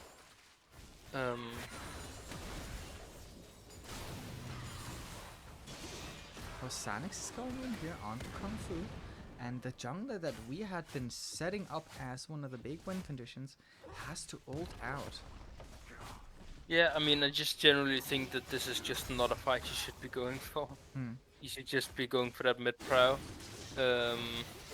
Like right here, maybe they can get the mid turret. It is the low Sanix, turret. it's a smite. Woo! Yeah, baby. First time seen on stream. Oh, he actually goes very aggressive onto Kaliba here, who does flash over the wall. Does have the Hunter's Fury pop, so he will have the movement speed to I get think out of these it. two really need to be careful, Kung Fu and Alex Yeah, Big Show. yeah. Like, they're getting Wolf collapsed on by is- all 5 members. Yeah, indeed they are. Now Loon and Sanix find the Croc first. Oh, Oh. 5 damage failed over the wall. Toto picks himself up that kill. Kung Fu flashes over the Again. wall. Rengo afterwards uses the Prowler's Claw to stick onto that. And Could be an Ash. that could indeed be a Sanix Nash. is starting up Rise the Nash. is Bot lane. Kaliba Wolf. is backing. Wolf will probably reset TP back. I think he Oh, will, he will answer the go- Rise. Yeah. Yeah, you don't really need him actually. I'm being stupid. Something I don't like is the Ooh, Prowlers. Zio is flashing in very aggressively here. Does have the Zanyas available, but it ends about there, and so does his life. So he won't find anything, even though he goes so aggressive. By the way, we do see that the Ryzen side lane once again triumphs, right? Looking good, looking clean. Even though Wolf ults him, he still finds the advantage and actually forces Wolf's flash out. What is your thought about this Prowler on the Graves? I'm just not a fan of lethality Graves, I guess. I would say honestly that the best build probably is some either Immortal Shield Bow or what's that shield lethality mythic called again? Eclipse.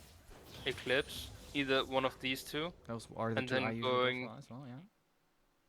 And then even though I hate the item, Collector and LDR combined on Graves is just Nasty. yeah. It's one of the only options I'd go Collector myself. But I mean, I think one of those two mythics and then those two components is the strongest Graves build. I really don't like the Collector. I don't get why you have it. You mean the Like- Prowlers? The Prowlers, yeah, Okay, not the Collector. Of Loon course. and Sanix are basically dating. They're just running around the entire game. And this is what we wanted to see, right? We wanted to see the Lulu basically babysit this Xin Zhao, and it's working so... Okay, Rengo is going turbo aggressive here under the turret, finds the kill with the Prowler's Claw, does go down in the end. Here's the first reset for Kung Fu. They do go 1-for-1. Okay, Sanix actually rooted up under the turret, but he does have the peel, he has the damage, and he has the fight. Alex Big Show interrupted by the insane damage as well from Wolf. This is going all over the place at the moment. I low-key think that if Wolf got sock shoes there, he can one-shot Renekton. Yeah, Uh, I think when Wolf saw how much damage he actually did, he turned around. He was like, wait a minute. Yeah, Wait a minute, I can actually do this. I don't think he. Actually, he couldn't one-shot because Alex Big Show got Starix. Ah, true. Yeah, so that wouldn't work out. But I mean, if he Truth. didn't have Starix active up right now, I think he definitely could have. Well, he's certainly, you can already see that the Graves has completed himself the Collector. You said that even though it's a sinner item, you do like to see it coming out here. Sivir is not finished with the mana meal at 26 minutes. That's quite rough. Yeah, Except I the- mean, this this is rapid really one. surprising that he still isn't finished with it. Yeah, and Zero having a very rough game as well. Yeah, I mean, he did have a really good early game, but just towards the mid game and the later stages of the game, he just really fell off. Like a very peculiar flash around the Baron as well. Okay, and Yeah, he's gotta grab his dancing on these kids. yeah. Crab is just a mini Fager. Well, here is the next dragon. Potential Dragon Soul. I think if I think this is CCG's one chance to get back into the game if they get this dragon. Otherwise, I think the game is just over. Okay, so Toto is recalling here. Does have his TP Yeah. available. That's why they're sending him back to base instead of Wolf, who is usually better suited as Wolf. Already getting rooted up here. Uses the Zonius, does not have his flash, but has the support of his team at least for the moment. Uses Almost. a very early unleashed power, right? He didn't have a lot of stacks built up on that. Kung Fu goes to the wall here. Rengo tries to answer him. They're trying to burst him down before they keep taking this dragon. They're confident that they can do it, and they do find that kill. Sanix still has his smite available. Decent smite from Sanix as well. So now they have the Mountain Soul. Yeah, I think the game is over now. I think with triple mountain, you can't play the game as the enemy team. It's certainly Um, pretty rough. I would like to see them build at least a little bit for some resistances, so that it does amplify them that much more. He did up into the frozen heart as we were talking about earlier, Mm. with the mana crystal. Are you a fan? No, not really. I think you need the AP damage. I mean, you do obviously get the AP converted from your mana with your passive, or one of your passives. Not sure if it's which one it is, but I mean, I'd much rather see like. Oh, Alex Picture laying in wait here for Toto, but Toto checks it. Like, Toto has been put on weak side the entire game. Yes, he gets caught out once, but he has just been immaculately playing this weak side. I'm very impressed to see the patience from a player that I thought was very aggressive, or that I think is very aggressive, and that likes to make things happen. Being put on the Ziggs here and being extremely stable. Good to see here this patience, this coordination coming out from Toto, as Rengo instead will be looking to make the flashy things happen. I think Ringo low-key would have won that if he Yeah. took the fight. Actually, maybe not. Viego got the stats. I mean, in Rengo's head, he probably would have wanted that. I think even in reality, I think. It's close, is what you're saying. I mean, listen, if you're like willing to make the plays and you're willing to be aggressive, I think there are so many more cases where you're going to be successful. Like we saw him just randomly dive under turret. He knew his damage well enough, and he had the peel coming out from Lead, of course, as they find Kung Fu here in the jungle. They catch him lacking as the Mega Inferno Bump won't secure the kill. Kung Fu getting out alive, utilizing his flash and the ultimate as they're now turning off the blue crocodile. Here is Zill to try to protect him. Binding goes wide though. And a flank coming out from Indrax. He's now caught behind enemy lines. They're trying to turn him in because of that.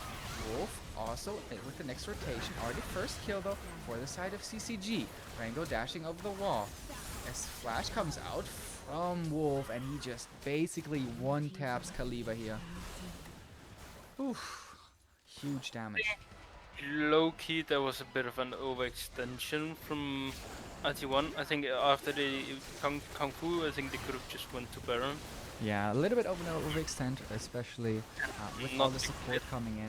They do find the Baron in the end, as you're saying. Not gonna matter too much. They do lose the life of their support. Something I've noticed is that the red side seems to be having me. I'd say this game is pretty much over with the Nash being picked up. So I'd say that the red side actually got 100% win rate so far today. Oh. In the 4 games we've casted. Since all of the red side games from the previous game, they won on red side. Indeed, indeed. The game is certainly not totally over, right? The Nexus has Nah. not fallen. But I mean, you're playing into a Syndra 6 as Renekton with a Renekton. And Indrax being caught Shao. out here as he's trying to catch them out, but the Prowler's Claw just makes them deal so much damage to the individual target. Mega Inferno Bomb also coming in, dealing a lot of damage. I think Toto has been fantastic this game, as Wolf is certainly also looking really good. I think Toto definitely played this week side to perfection. Yeah. Except for that one death, but I mean... There was always one, right? Yeah. Just like there's always a pause, you're always allowed one of them. They're now pushing in these 2 waves here, trying to look for the end. Yeah, the turret damage obviously crazy. Also having 2 cannons. Zil flashes forward aggressively, has the Zanyas as they're turning on Lulu. Well, the support's going down. Alex Big Show being the next on the menu, and once again the Lulu dies in the fight as Kung Fu is picked up and will go down. Game number 1 going here in favor of RT1 over CCG, picking up their first win as we are just a couple moments away. Let me grab the second draft before we actually look at that as well. I will quickly take a quick toilet break. Okay. I'll be back in 30 seconds. As I will be getting the draft for the second game ready. Obviously a very dominant performance, I would argue, coming out from the side of RT1, looking very good, and also finding themselves on red side for the second game here. Let's transition once again.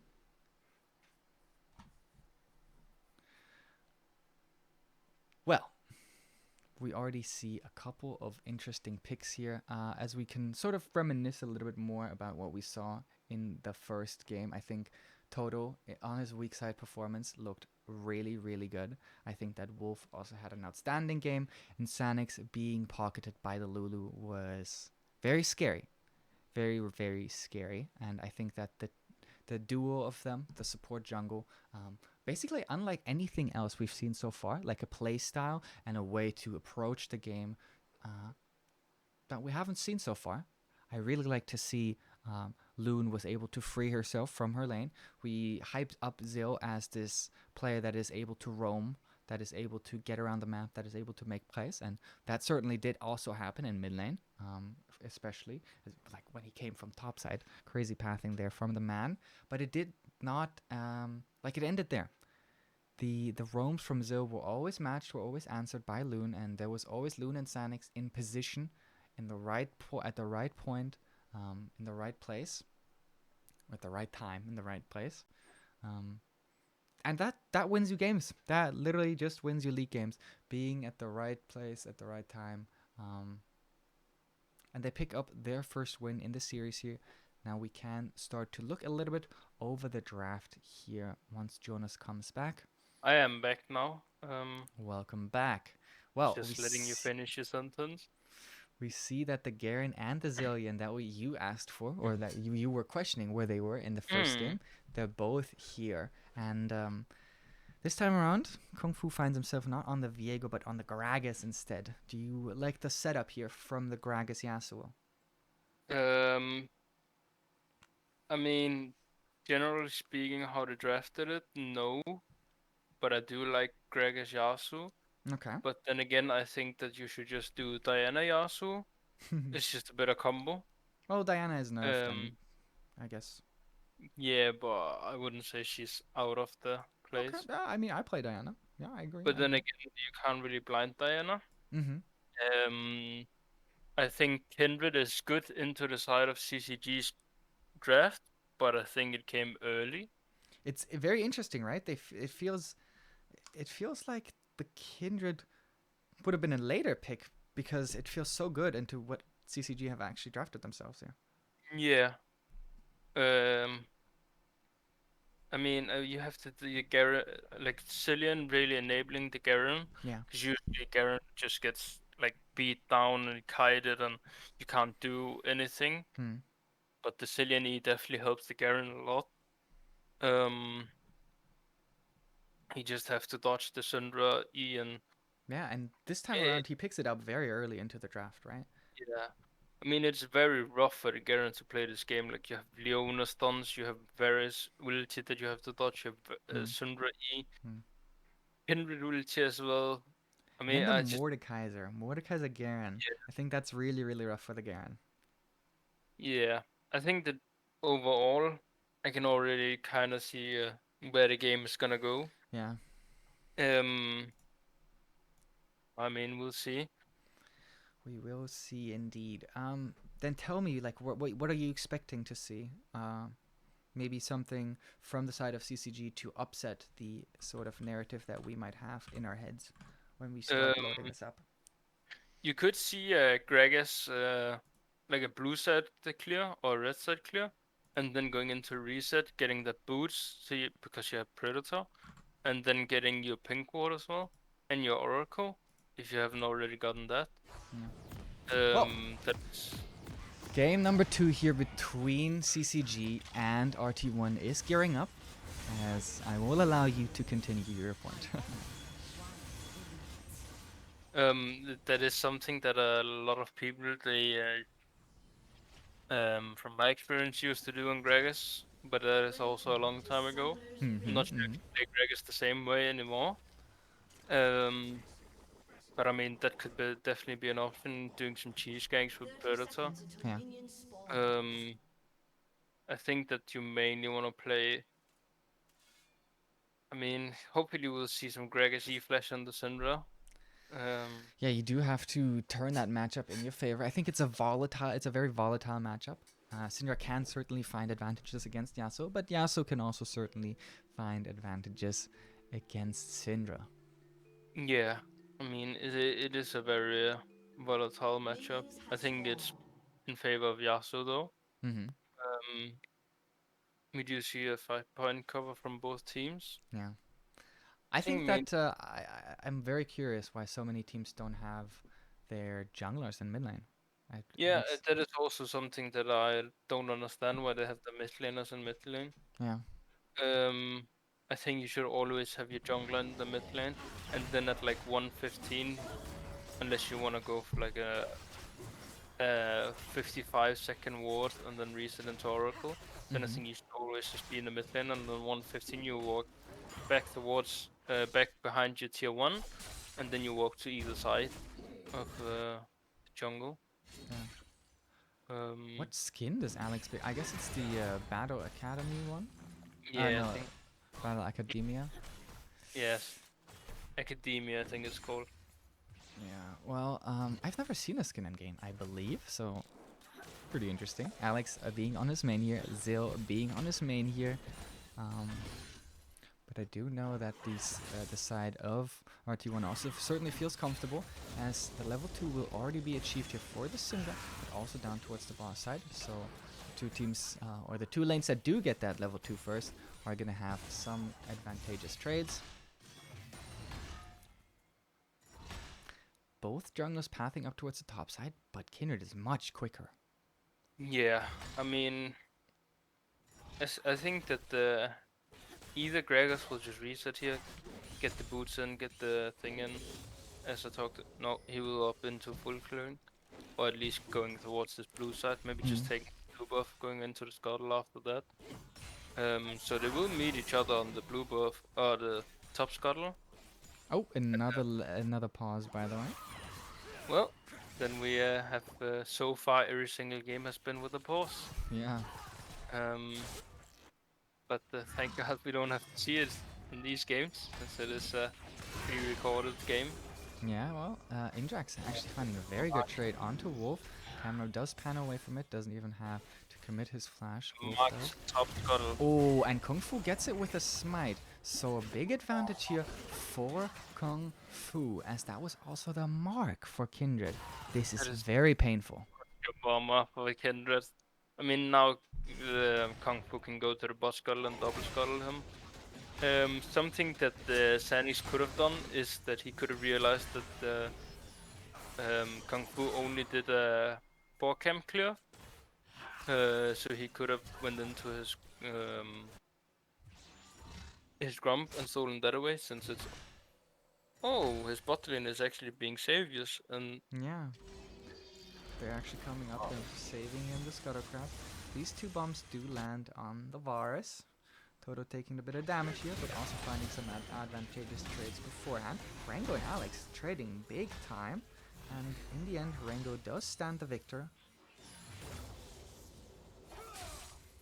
yeah, I mean, is Sanix. this the top lane matchup supposed to go this way? Yes. Okay. It is so rough for the Garen against the Mordekaiser. Alright. This I is have no idea about Garen matchups. oh, nice stun here, as it does prevent the Yasuo from aggressing further, even though he did land a nice tornado. Yes. Oh, Kaliba missing CS, unfortunately. And the wave will shove into RT1. Yeah, I mean, they have Kindred on the bot side of the map. He still hasn't gotten his reset in, but Kung Fu hasn't either, so... Yeah, Kung Fu's up here in the top lane. Rango likes that trade though. Nice little movement here. Movement coming out from Kung Fu. Sidestepping that E. It is surprising that both junglers still haven't reset at the 5:30-minute mark. Who is resetting right now? But Loon does go in here onto Kaliba, who has absolutely no mana. Zill also very low on mana, and this looks like they are going to have to reset very soon, while the wave is actually shoving into the side of RT1. Loon leveraging the pressure that Toto has built by managing his wave so beautifully. yeah, I mean, I'm pretty sure they're pushing out the bot wave right now. And just getting the shot. No. I'm not sure what's going on in the bot lane, but yeah, they did push it out, and they'll probably just get the reset in. He'll probably greed for this wave. He needs to get it. He does. I'll get the reset. He does have 1.4k gold now, so he has the component, the Moonstone, the Moon Quiver, as Wolf is going to get a solo kill here by Indrax, even losing his flash. Wow, really demonstrating why the Yasuo is so good into the Syndra here. Nice combo setup coming out from Indrax. Also doesn't get stunned up, and then just finds it easy and a free solo kill, and even that flash.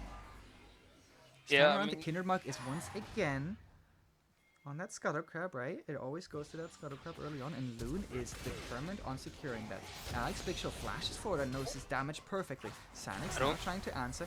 He does not have R, but neither does Alex Big Show anymore, as he's turning the trade around. Has to flash away. Loon also flashing forward. Sanix trying to kite. They do find that kill in the end. Going over to Sanix as well. This time around, Indax still has his flash up, so he finds that kill under the turret. But Loon, oh my goodness, what did I just watch? Yeah, I mean, we don't comment on that. Yeah. Now going on to Zill here, who does not have his R available, but the unleashed power is. And I think there was an invisible Zillion bomb there. That looked interesting. Did not matter at all. I mean, you did talk about the Varus going to Noon Quiver, but I was gonna say I'm pretty sure that he will go for the lethality of Varus. I hate the lethality Varus. You do? Yeah. I think it's boring. Like, it's not even bad. I just don't like. Yeah, it's like it's a good build. It's like the severe lethality as well. Yeah. Just spam. spamming. Having deceived once again. Oh, that was another pause. That was another pause, yes. Well, thank God we're dodging all of these pauses. Yeah. Oh, Toto could look for the solo kill here. Doesn't quite find it, as there's a big fight, a 4v3 here for the side of RT1, as Toto's doing his thing, 1v2 down towards the bot side. And as I keep mentioning matchups, I have to mention the 1v1 in the Mordekaiser Death Realm. Now Kaliba is going in off the stun of the Zillion Bomb, gets sped up, and actually they will trade kills here. No, Kaliba won't quite go down to the turret. So nice little bit of aggression. They do find the advantage in the strong side of the map, what they're prioritizing, but therefore they're losing in the weak side. Yeah. Well, the Mordekaiser actually picked up the blue buff. That's actually really unlucky. The passive Mordekaiser. For For R2-1? the Okay. for Sadix, I obviously. mean, I think he won't mind too much as he does get his second or third mark, I believe. Caliber is very caught out here. Wolf walking forward, getting the phase rush proc, autoing him to death with those last two right clicks. And nice TP here to punish the overextension really. I think that this is a bit of a missed lane assignment. Yeah, I I think was gonna say miscommunication, yeah.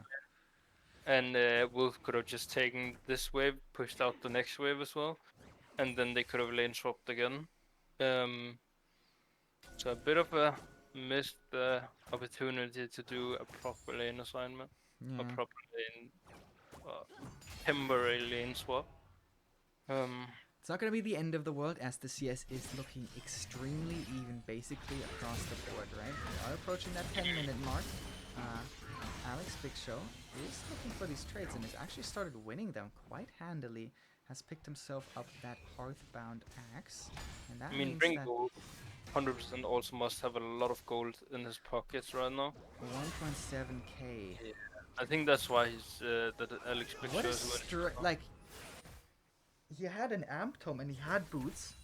He died and he only bought a cloth armor. As Oh, they're he going didn't in towards Syl here and they find the kill already. The Chains of Corruption also connect as there's a good cleanse coming out from Kaliba. Does get away from that. He didn't die in the big fight in the top lane. He died from the Garen 1v1. Remember when the Garen just flashed on him under the turret? And But now we that's- see just how much he could actually buy. Finishes his boots as Wolf is getting aggressed on. We won't quite be seeing the Moonstone Garen, the Moonstone Mordekaiser rather. It will be that Leeching Leer picked up. Wolf sidesteps the barrel and sidesteps the Yasuo Tornado as well. So they're putting pressure down towards the bot side instead, cracking open that turret, getting that first brick and also getting those plates. I mean, they're actually doing a really good job at rotating Loon around the map. Yeah, Like, I'm very impressed. Yeah, like this is really well played from the side of RT1. The side of CGG doesn't really do a good job in terms of that But this CCG game. is looking to find top lane conversion. Rengo are in Kung Fu and then pushing him towards his turret. Now he will go out of the Death Realm. Won't quite find that solo kill. Alex Big Show just spinning on him for the moment. You can see why this matchup is good in theory. The damage over time you can deal to that Garen is very impactful. Yeah. But he consistently sidesteps those E's, so Death's Grasp, I think, is what it's called. Does he land this one? He certainly lands this Q as he pops his passive with that. Ooh, stun here onto Indrax as he misplaced his wind wall, and they could potentially look to dive this in the mid side, but auto attack onto the turret here from Sanix. Unlucky stuff, Indrax getting away with his flash. This is why you play with target champions only. So you won't have these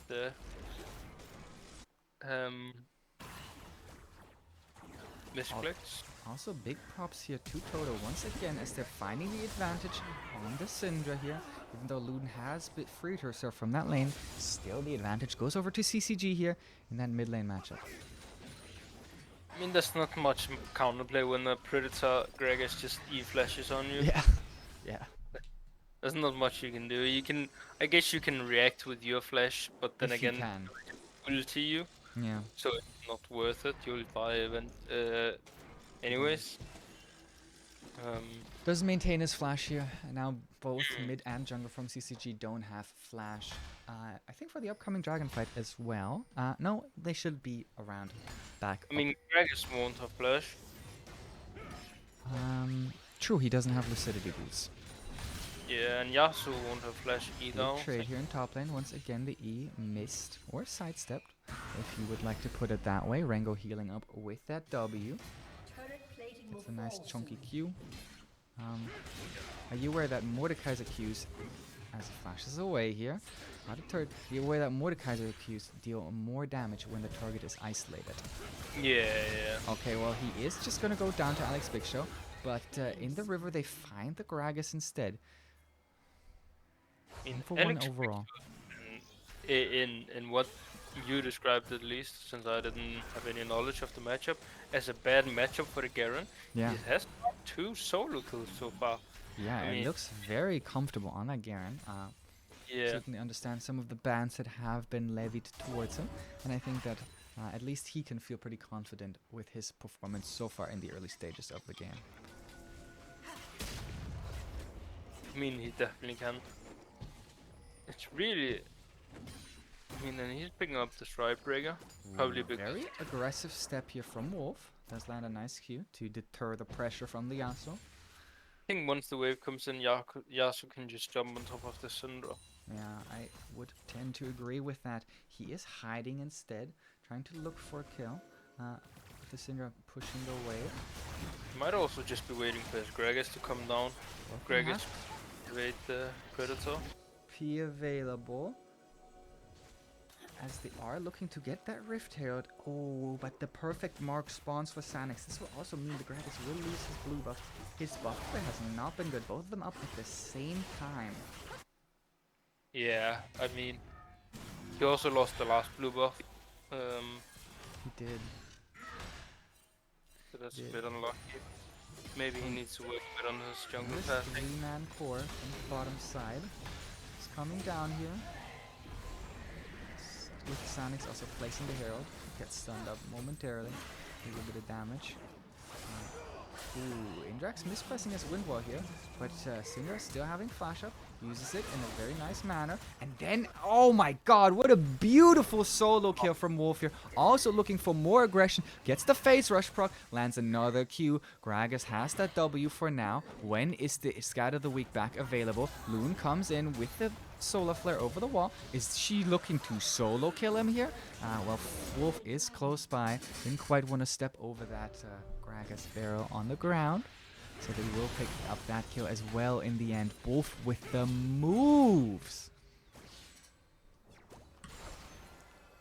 Yeah, I mean, this is a flashless Gragas. Once you use your E, you can't really escape, and once the Syndra proc the face rush as well, like, you just run him down, and then came in and just ulted the Gragas, got the E off on Gragas, and then Wolf could finish him off with the Q. Yeah, certainly looking really, really good here. Once again, Kindred marks are 5 at the moment. So he's already secured himself that 4 breakpoint. Very important for Kindreds, of course, with the added range. Loon is now up here towards the top side. Turret is still available here as Loon lands the Zenith Blade forward. Here comes the TP out from Yasuo, and this is a bit of a misstep. They don't have the explosive cask available. They're trying to look for the conversion on the turret instead. Now Kaliba is looking like he's gonna be under a lot of pressure because Toto flashes forward, forces out the flash from Kaliba and the cleanse as well. So Toto being very aggressive here, really trying to mark his man. Yeah. Okay, here's Loon once again with the engage. At the first kill comes out onto the Mordekaiser. Loon is under a lot of scrutiny as a TP now here from Wolf. He's trying to turn this fight around. Has certainly been successful at doing that in the past. Here is the Zillion ult, but it's gonna be mistimed. No, it is not. As Sanix in the meantime finding the kill on the bottom side of that fight. Oh, what a beautiful Oh Q to my get away from the God. Yasuo flash EQ. Holy moly, that saved him.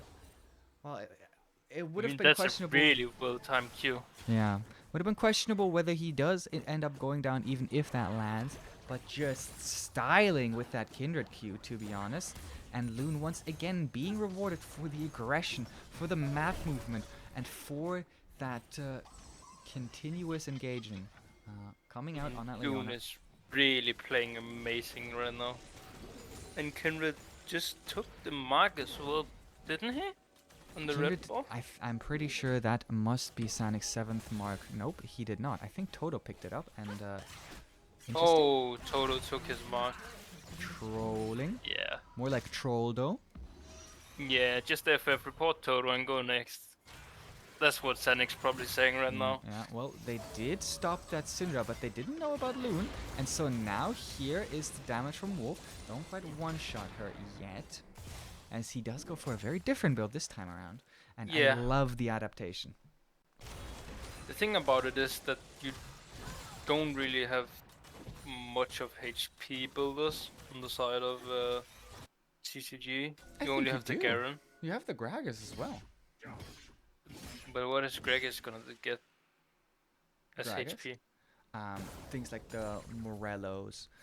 I mean, he has the Everfrost. He's also I mean, very... he's definitely not going Everfrost this game. He's going into a Proto Build or Night Harvester. Oh, true, true. I mean, I think just But they also give general- health. that is true. I mean, you do get a little bit of value, I guess. Hmm. Well, Rango finds Alex Big Show. Is down a level. R's him here. Now this trade is going to go heavily in favor of Rango. And with the pullback as well, this is looking more and more in favor of the Mordekaiser. Doesn't end up going too aggressive here, as the stun does connect onto Kaliba. Ult will go onto Zillo, as the stuns are traded between them. Loon is peeling so well for Toto here. There is just no threat that can ever be levied towards this Varus, towards this flashless Varus even. They don't do a single point of damage, and now here's Sanix to try to find some early aggression. Gets the slow. I say early aggression, just some aggression in general. Hmm. I mean, it is looking like Sanik's going Collector by the way he's building right now. Oh, let's talk about the Kaiser then. This is gonna be Gale Force into Wit's End, I believe. Yeah, I think so as well. I mean, I can. I'm not sure about the. Okay, this is why I think Rango has picked himself into a favorable matchup. Even in the 2v1, finds himself the kill onto Zil, and obviously has that R available on the side of Zil. 20-minute Baron. Yeah, you're... Wow. I They mean, do maybe get the dragon in return, and this is going to be hampering the progress towards the Ocean Soul. As Wolf is here, lands the R, and because Zill's R is not available, here comes Rango now into the river. Also Wolf once again knocks back Alex Big Show, flashes forward, has the R available, and the will rule judgment here will deliver justice, but will also go down in the end. Together with that dragon, that will also go in favor of... No smite from Sanix. You can't miss it if he doesn't have it. true. That is true. But even if he had it, he would probably not miss it. Oh my god, yeah, there have been 0 Kindred art so far this game. Yeah, where's the Kindred Ars? Like, Thank you, Wolf, for mentioning that. yeah, I mean, maybe we'll see a total of 0 Kindred Ars the whole game. Maybe we won't. Who knows? Who knows, indeed. But I mean, this Kindred is really fast, sitting at 2.5 items. Pretty much. And like, what is he at? 6-7 stacks? Well, let's find out for ourselves at 5. Oh, he hasn't moved since we checked last time. Has not. So the mark that has gone down on champions haven't been converted on, and the jungle camps also have been cleared by anyone but the Kindred. I mean, but then again, he got a Baron, he got the Soul Punt Dragon.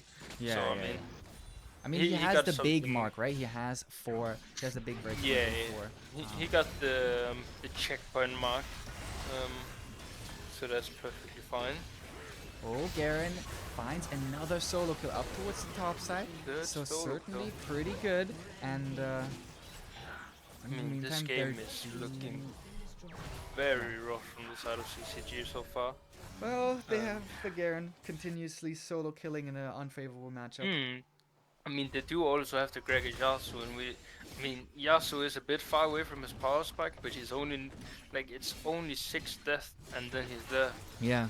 Like, the Kai'Sa is scaling up as well. She's farming perfectly, or not perfectly, but she's She farming is well. farming. Yeah. A bit of a questionable build in my opinion. I don't like the Gale Force at all. I think it's being very scared of the Syndra. That's what it is. Yeah, I mean, you have some dodge potential. I mean, it do have a lot of value. I just don't. Actually, when I think about it, you already have the Yasuo with the crit damage. So with the Gale Force, you gain like the value of him dodging Good various Toto. things. Very caught out here. Very caught out here. Alone in the jungle. Mr. I mean, Consistent does go down. that was a really overextended total right there. Yeah. I mean, luckily he got the what's it called, punished for it. Since he needs to learn his lessons. Don't be there, mate. That's Well, the troll. thing is, look at the bounties, right? Toto didn't give over a bounty. Meanwhile, Loon has a 400 gold check now. Yeah, I mean, Luon also been smurfing this game. Like, it's been absolutely crazy to see her, Leona. Actually, really surprised she can play it this well. bro. I lost. So perfect. Yeah. Actually uses it very late. So, Kindred Mark. Will they go for the Kindred Mark? They're hovering around it. I think the camp may I already don't think be so. down. I think it's probably too deep. Okay, it is still up and available. Maybe after they got control of enemy jungle. Oh, Then Loon maybe is we could certainly see it. posturing around it though, and they do find Zill right here, right now. Stun lands, but he does get the blast gun over the wall. Also flash from Loon here. The Zillion R doesn't do even get it. come out, and they get the mark as well. Wolf. Nice stun here onto Alex Big Show. Has the support of Sanix. Will Sanix R for Wolf in time? As maybe that might not even be necessary. The damage over time here from these two carries from the side of RT1 is just outstanding. And even though the Garrett has been performing outstandingly well, it seems to not find its worth. I feel like that the side of CCG didn't really like. Their comp can't do anything into RT1's comp. Yeah, it Like- looks rough. Yeah. Oh, great engage though. Actually, just finds Loon, and that's the tankiest member, so not that great of an engage. Mordekaiser already rips the Yasuo out of this plane of existence, and then also rips all the life that's left in him. Something I've realized. Still 0, by the way. Yeah, something I've realized is the Kaiser has been stuck in the same build for the past like 5 minutes. Yeah, and this game is gonna end without a single Kindred R. Here comes the Garen, certainly a strong member. Loon will Kindred you R get through? Kindred R. No, Loon goes down. The shutdown goes over Wolf. Now being aggressive. Kindred R for And Wolf? no damage comes out from Kaliba. Now No the dam- Kindred Arc comes out. Oh my god! At the last second. Wow. What a game. What a game. So yeah, very dominant performance we have to say coming out from RT1. Right, not necessarily the classic kind of dominance that we sometimes expect, but still looking really good. Insane games from different members. I think Wolf, absolutely outstanding. And yeah. I think the main carry is definitely Loon for this game. Yeah. Like, Loon looks so amazing on that Leona. Well, And we I are love gonna- the build to lock it into a Themis. Yeah, big fans, big fans. It is very late, so we are going to be wrapping up day number 3 of week 2. Even though Yeah. these were the first couple of games. Thank you everyone for coming. Thank you everyone for watching, for subscribing. Holy moly, we have so many subscribers today. I'm so thankful. Any last words? Anything you want to say before we end the stream? Good night, everyone. I'll at least be heading to bed now. It is very Yes. late for me. Good night, everyone. See you. And the prediction should give out the points pretty soon for anyone that cares about that. Until then, good night, everyone.